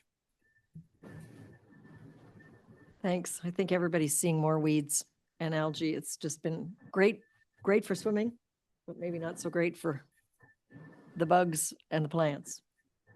Thank you very much, all three of you. It's very comprehensive and informative. And again, I think we should be proud of how many years we've been able to continue to collect the data, and this council will continue to do so. Thanks very much, Preston and team. Thank you. We are moving on to the financial update. Unfortunately, we think we've lost Michelle, so our CAO is going to handle it. Thank you, Your Worship. Yeah, we're having some connectivity issues with Michelle, who's in transit, so that's understandable. But as always, Michelle's put together a rather fulsome report on the financial status as of August 15th. We're currently forecasting an operational surplus of just over 108,000, up slightly from the July projections of 89,000. With the majority coming from the WSIB surplus distribution, which we talked about, and then of course, recycling cost recoveries coming in slightly higher than we anticipated. At a department level, there are no significant areas of concern at this particular moment. Departments are tracking as they should.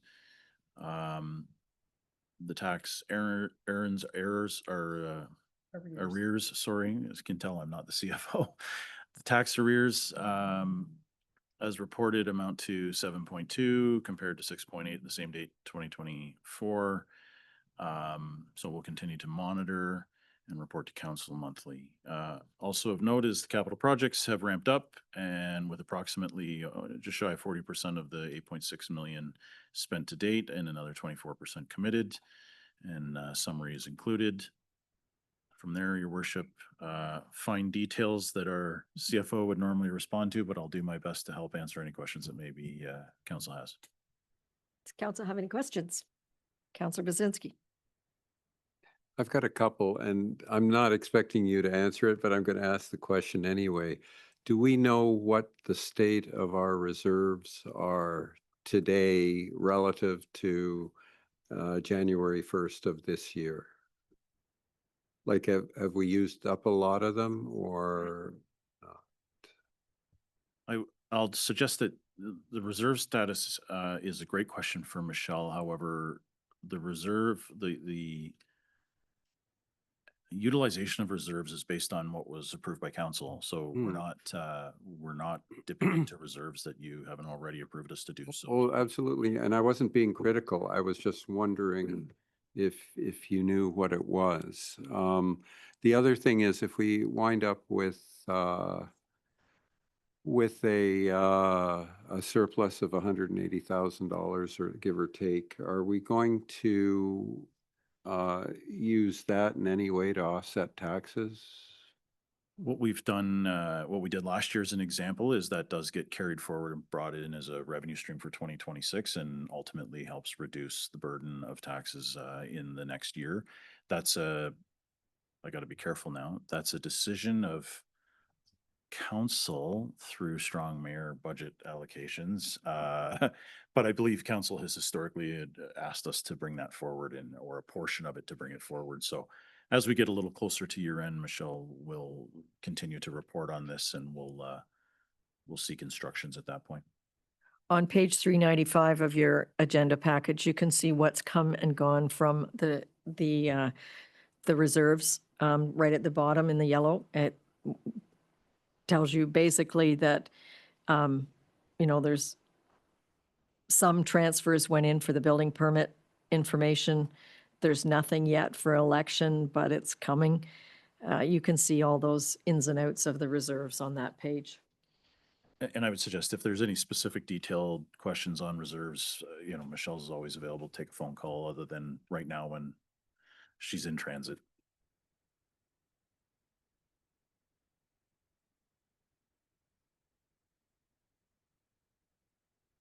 So on the business, you have a draft letter from me that is very well written by somebody other than me. To basically push back with the Ministry of Transportation. And I think it draws the attention to the fact that our main streets are provincial highways and we have children, bicycles, dogs, and we would like to have the tools of more calming on them.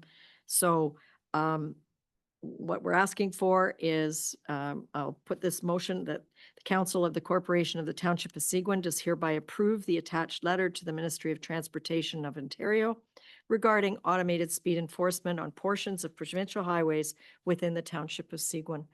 So it's a resolution to allow this letter to be sent, and believe me, we'll follow it up. Could I have a motion? Thank you. And a seconder? Terry? Any comments? All in favor? Thank you. Sorry. And I have a motion that the Council of the Corporation of the Township of Seguin does hereby authorize the following members of council to attend the 2025 Northeastern Municipal Council Workshop to be held on October 21st and 22nd in the Greater Sudbury, Ontario. And reimbursement will be as per township policy. To the best of my knowledge, I've never seen one of these before. Have you? I don't believe, sorry. I don't recall one for council specifically. They usually have them for staff. So, I need to have some people who would like to attend the 21st and 22nd of October in Sudbury. Councillor Adams? Anybody else? I will attend. Now, this was just an invitation for elected officials, I think, wasn't it? Or was it? No, I put down the staff. Is staff included as well? But you don't need staff on a motion. Okay. So I would encourage somebody. So we just have Councillor Adams and myself planning to attend. Could I have a mover to that effect? Greg? I don't think you can move it, Ken. All in favor? Thanks. Yeah, my favorite place. And I have a motion or a resolution, I guess. Whereas the Georgian Bay Biosphere was designated by UNESCO in 2004 as a region of global ecological significance, and whereas the Township of Seguin is committed to promoting environmental values and sustainable development and have collaborated with the Georgian Bay Mindu Gami Biosphere Organization on many projects since 2014, including conservation, education, climate action, community development, and reconciliation. And whereas the UNESCO Biosphere Reserve designation and the work coordinated by Georgian Bay Biosphere as an organization in Canada are both highly valued by our community and by our council. Now, therefore, the Council of the Corporation of the Township of Seguin is proud to support the Georgian Bay Biosphere Reserve in its continued designation by UNESCO and look forward to participating in the next 10 years of collaborative activities. Could I have a mover to that effect? Mario and Gail. All in favor? Thank you. That's and I have a motion that the Corporation of the Township of Seguin does hereby approve the attached letter of support for the continued designation of the UNESCO Georgian Bay Biosphere Region. So that's part 2. Greg is the mover. Seconder, Gail Finson. All in favor? Thank you. Oh, this is the highway? Yeah. And I have a motion that the Council of the Corporation of the Township of Seguin does hereby support the Town of Perry Sound Council Resolution number 2025-99, the copy of which is attached, regarding the completion of the 4-laning between Perry Sound and Sudbury. This comes up at every provincial meeting.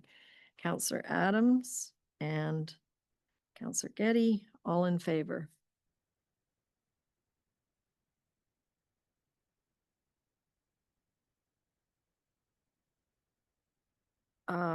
Oh, and this is the district meeting of Perry Sound, which we are hosting this year on September 26th in Orville. So I need to know who is planning to attend. I hope everybody, but Be away on holidays. I won't be able to attend. okay, Councillors Adams, yes. Bazinski.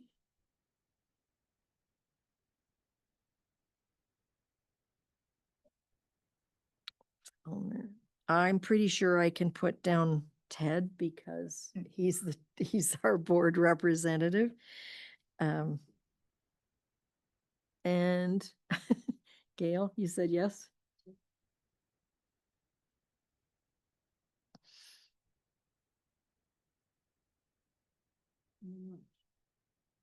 And I should say that the planning is well underway by Secretary Carly from Treasurer. So I need a motion that we are authorizing Councillors Adam, Bazinski, Fellner, Collins, Vinson, I spelled it wrong, and Mayor McDermott to attend. Can I have a motion to that effect? Okay, Terry. And all in favor?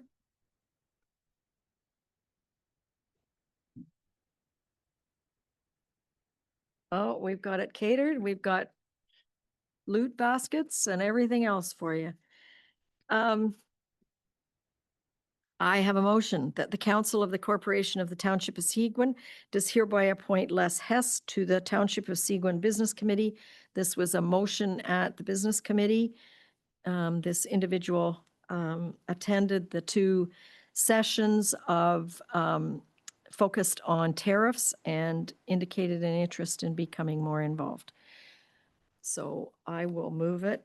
So I'm on the Business Committee, and Councillor Adams, all in favor? Thank you.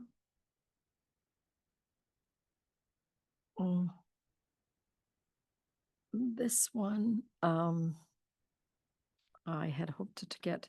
Michelle is back. Michelle's here? Do we have a resolution on this guy? Adopted? No, I think You council cross- would want to turn that back to staff if you want to do that. Okay. Michelle, welcome back.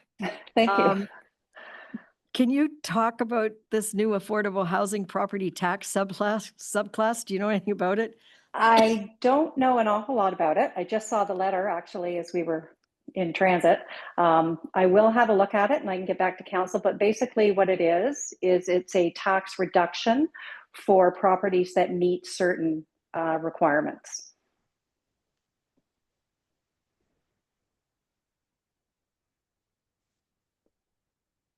If you can look at it and bring it back, whether we need to take any action or what's next, if we have any control Absolutely. over it. Okay. Thank you. And we have a committee of adjustment vacancy. So does staff have a recommendation of how to handle that? Staff are recommending that council give us the direction to publish notice that there's a vacancy and ask for applicants. It's up to council, obviously. You could do that. You could just appoint someone if you have someone in mind. Staff didn't have anyone in mind to recommend. So. Just a question. If we post it, are they just on committee adjustments until October? They would be on the committee of adjustment for the remainder term of council. Okay. So I have no objection to you posting it. Sorry, I should add one other thing. There is the option that council could appoint another member of council, we would have to amend the bylaw for that, but there is that option.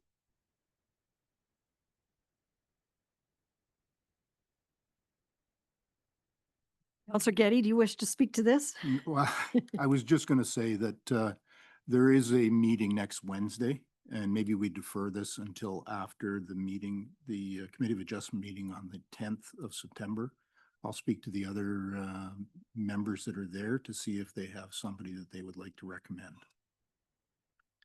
If you prefer to post it, I'm good with posting it as well. Or if Councillor Fellner, having been the prior resident on the committee before me, would like to step up, that would be fine with me as well. Councillor Fellner, do you have anything to add? I thought Greg was a good strategy.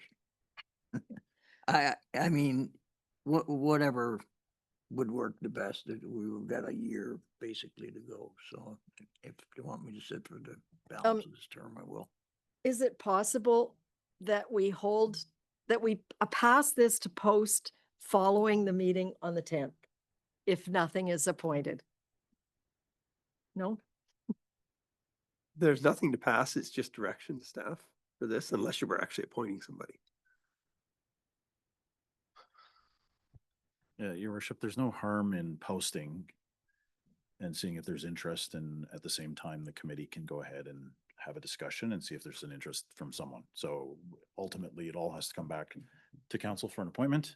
So why not take every avenue possible at this particular time to fill the vacancy? Okay, and if we post immediately, you probably won't have any names until Wednesday of next week anyways. So let's post, but let's also make it an agenda item next Wednesday at the committee. Okay, that's all you need? Yes.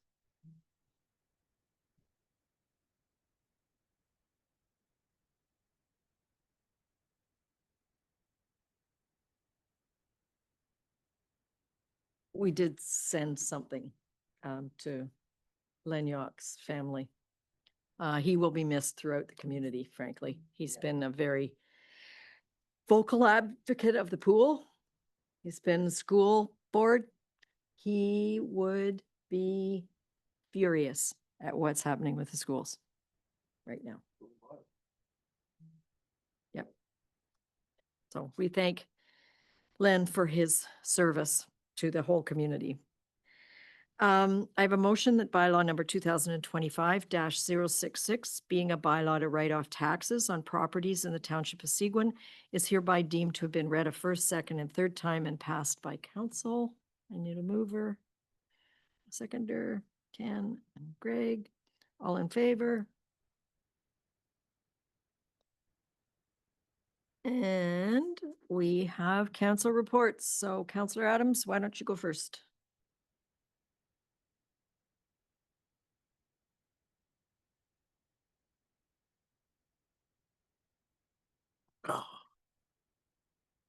August 14th, I attended the Waste Management Public Meeting.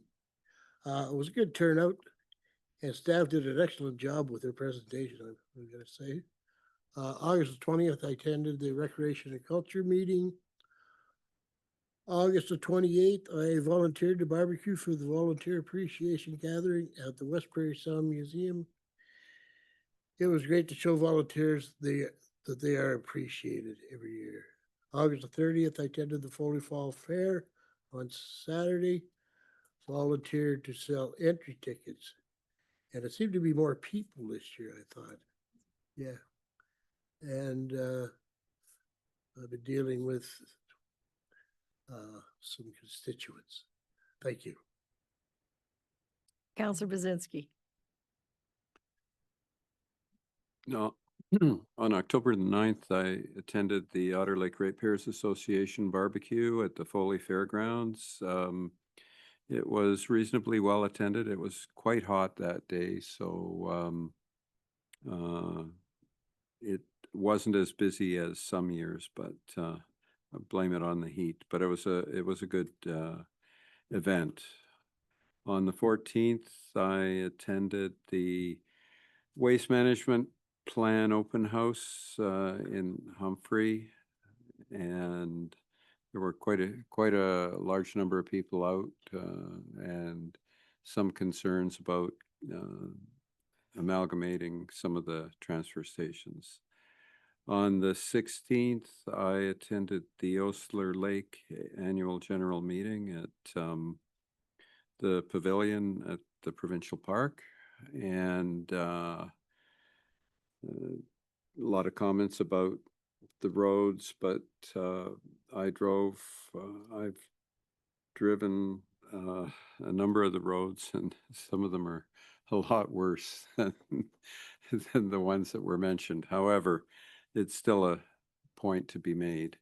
And the other thing was some people expressed concern about the MZO development and what was happening, and would like to be more in the loop. And there was an issue about servicing, and given that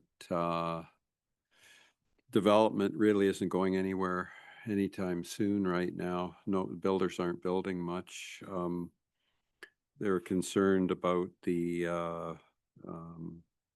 the cost recovery of any infrastructure that the township might have to put in that could be recovered by development charges, which even the government now is starting to question about how much the townships will be able to recover. Anyway, I was able to calm their concerns at this point in time, but I think it would be nice to definitely to provide that update that the CAO was talking about.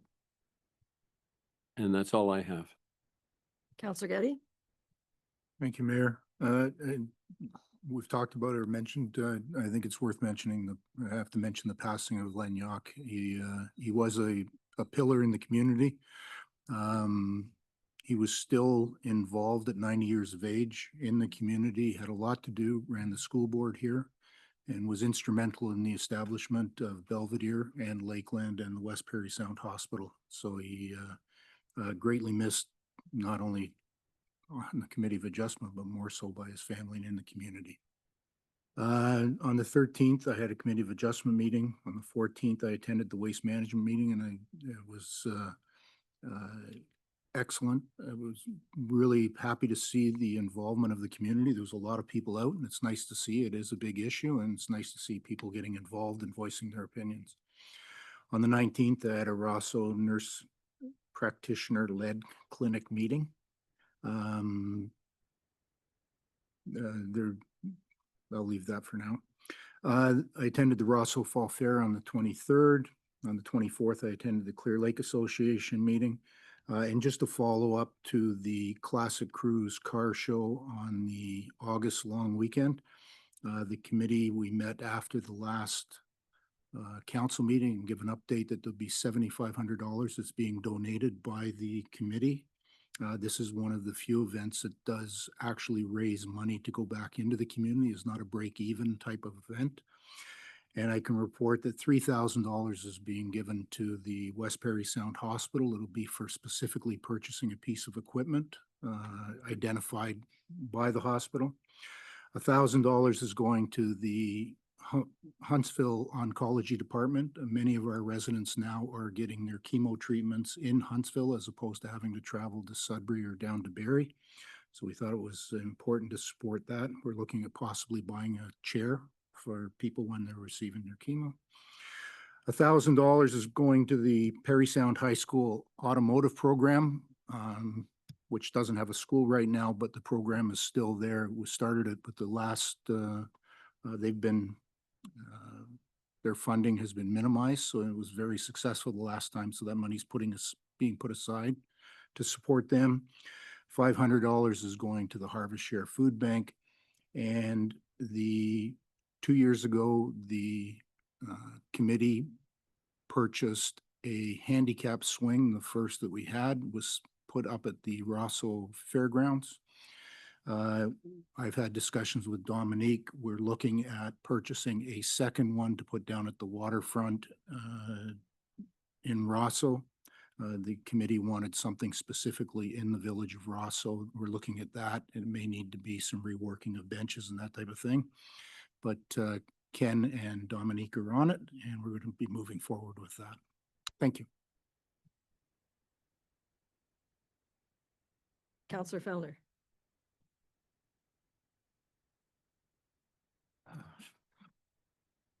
Reading of the Tamarack North facilities since the last council meeting, and things are really progressing well there. We anticipate the pool actually being delivered, I think, at the end of this month, and then installed.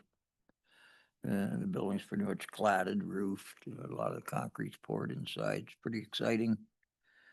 A lot of people are talking about it. At that meeting, we formed a subcommittee as a liaison between the user groups, the local user groups, the board, and the operator, which will be the YMCA. So we want to make sure that the needs of the community are addressed, and that the community, it's a facility that's for the needs of the community. So that's why it was built. So that's very good, and it's moving along at a great rate. So I was also at the meeting for waste management, very well attended, interesting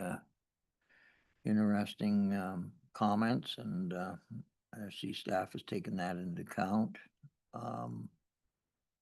Just maybe a little bit more calls this month on different things happening in my ward.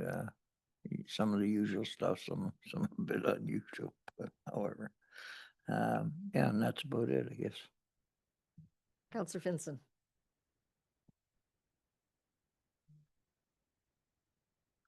I had a Rosso Caring Community meeting on the 20th, I believe, and we're going to be taking our seniors on a trip. There's no lunch and learn in September, so we're going to try to take them to the museum. Ours is going to do a box lunch, and we're going to have lunch at the social services office, and I think Rosso Lake College is going to let us use their bus. So that's still in the works, but I did a lot of talking to people about that one. Went to a rec committee meeting. Everything seems to be going great. The Pumpkin Fest is really on its way, and everything is organized, and we have a meeting on that again tonight. We had a meeting. Belvedere Heights, there was a meeting. I couldn't go. I have been sick, and I couldn't hear. I had like drumming in my ears with the whistling. I don't know. Anyway, I couldn't go, but I did get an update on that meeting, and everything is progressing well at the Belvedere Heights renovation. They talked a little bit about Ontario Health Teams and some of their goals going forward. And we're still in talks about a number of people we're going to have represent us, Belvedere, and our areas. One of the things that did come up that I learned was that by 2029, they're hopeful to have, I won't call it a clinic now, but we don't have a walk-in clinic in our whole district. So that's one of the goals, I think, of the Ontario Health Teams, is to have somewhere for people to go that don't have a doctor, don't have the nurse's station, and they need to be cared for, or somebody with an emergency. So that was good news. I don't know if it seems like good news. On the 22nd, I attended Kim's Swim and the market to look at things around there. We didn't have a Rosso Memorial Hall meeting, but we discussed some fundraising at a past meeting.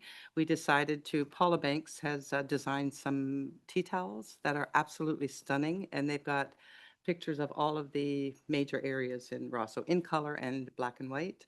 We're having them printed, and we're going to have a table at Pumpkin Fest and at the Christmas, and we're hoping that the stores will sell them without commission in their stores, just to raise money for the community hall. And went to the fall fair. I spent a long time there because I saw so many people that I hadn't seen in a very long time, and it was fabulous as usual. A huge attendance. I mean, you were there, and it was just lovely. The other thing that's been really heating up is the docks in the Sucker Bay.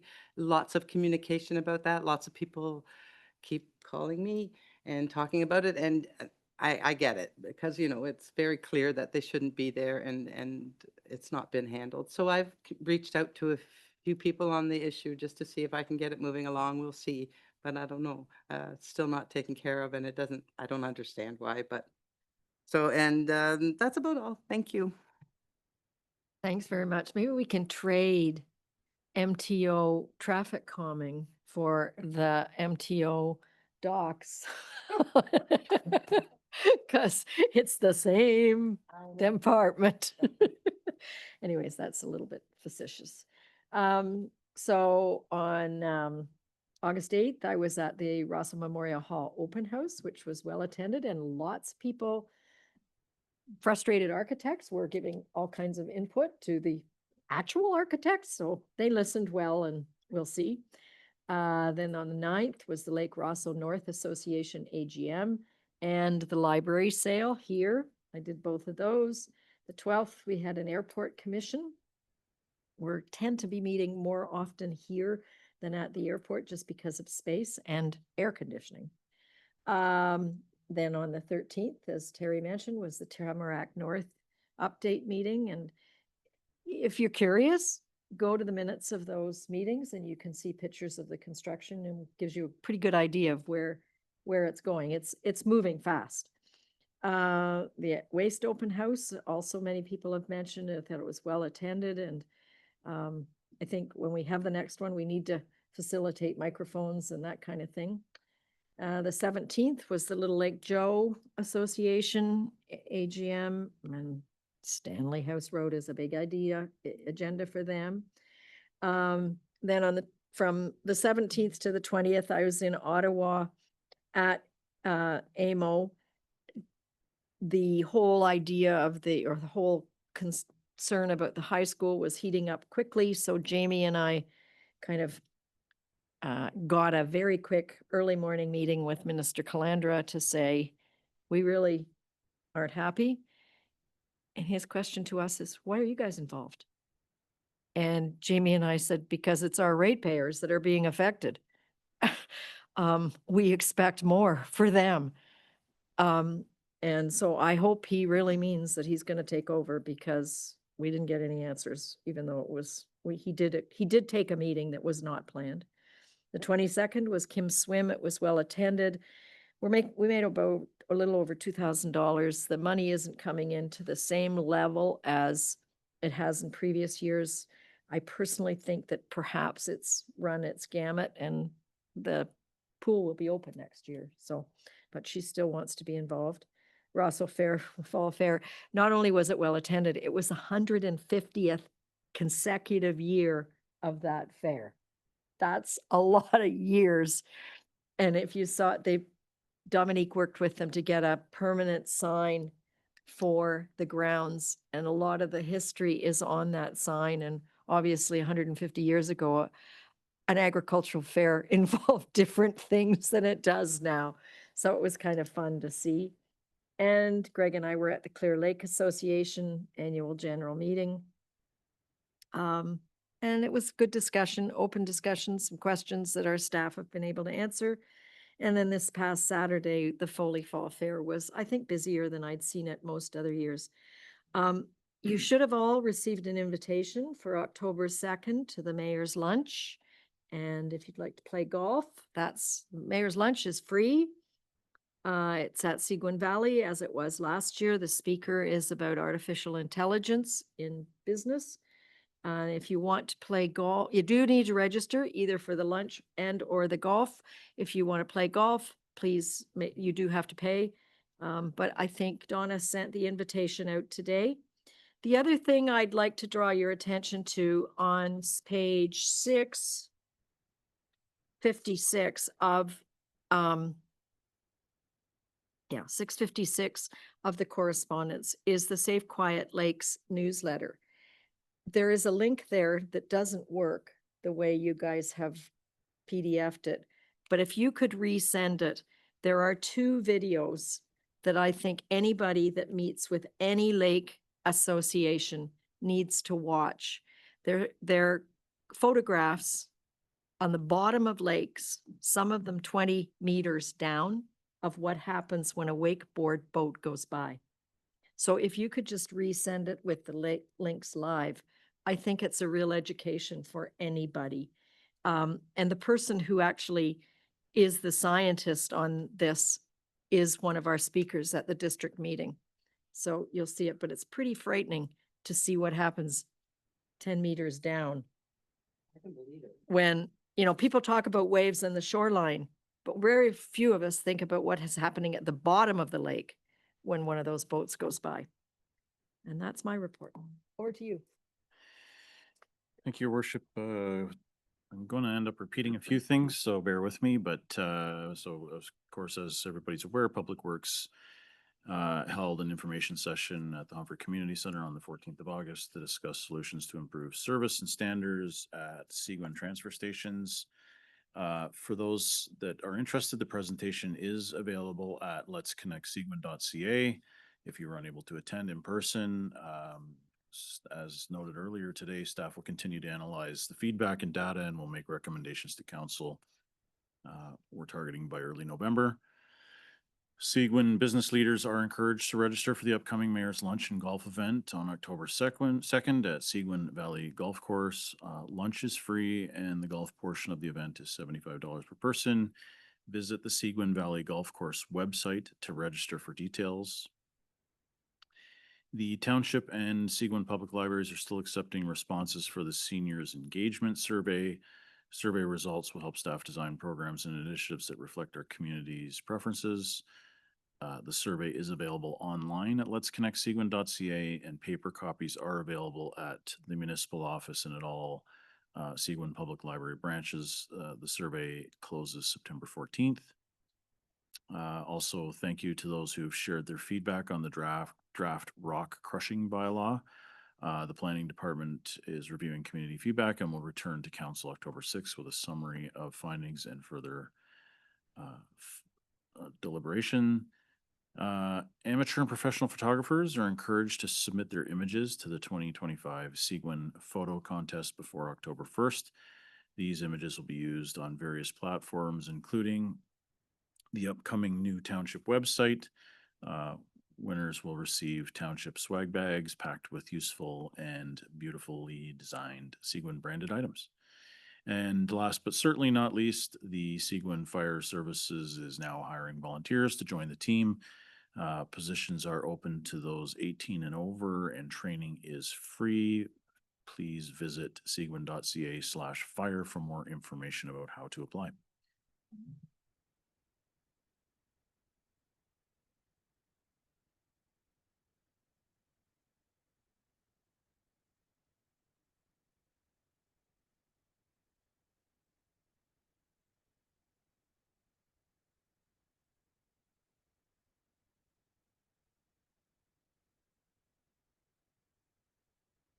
I have a motion that the Council of the Corporation of the Township of Seguin does hereby receive board and committee minutes and agendas and the correspondence as presented on the agenda and the addendum for September 2nd, 2025 meeting of council. I need a mover. Mario Adams, all in favor. It's carried. And I have a motion that the Council of the Corporation of the Township of Seguin does hereby proceed to a closed meeting at 4:51 p.m. in order to address matters pertaining to litigation or potential litigation, including matters before administrative tribunals affecting the municipality and advice that is subject to solicitor-client privilege. Could I have a mover to go into close? Greg. And I need a seconder, Mario. All in favor? Thank you. Where's the time? I have a motion that the Council of the Corporation of the Township of Seguin does hereby rise from a closed session and declare the regular meeting reconvened at 5:04 p.m. A mover, please, Terry. Seconder, Ken. All in favor? Thank you. So now I have a motion that bylaw number 2025-068, being a bylaw to authorize and direct the mayor and clerk to execute the minutes of settlement between Aaron Lucock, Lake Joseph North Association, and the Corporation of the Township of Seguin, re the Ontario Land Tribunal case number OLT-24-001029, zoning bylaw amendment R 2024-0012-H for 174 Hamer Bay Road is hereby deemed to have been read a first, second, and third time and passed by council. Gail to move it, and a seconder. Terry, all in favor? Thank you. And I have a motion that bylaw number 2025-067, being a bylaw to confirm the proceedings of meetings of council, is hereby deemed to have been read a first, second, and third time and passed by council. Greg and Ken. All in favor? Thank you. And I have a motion that the Council of the Corporation of the Township of Seguin does hereby adjourn this meeting of council at 5:05 PM to meet again on Monday, September 15th, at the call of the mayor, moved by Terry Fellner and seconded by Gail Finson. All in favor? Thank you. Believe it or not,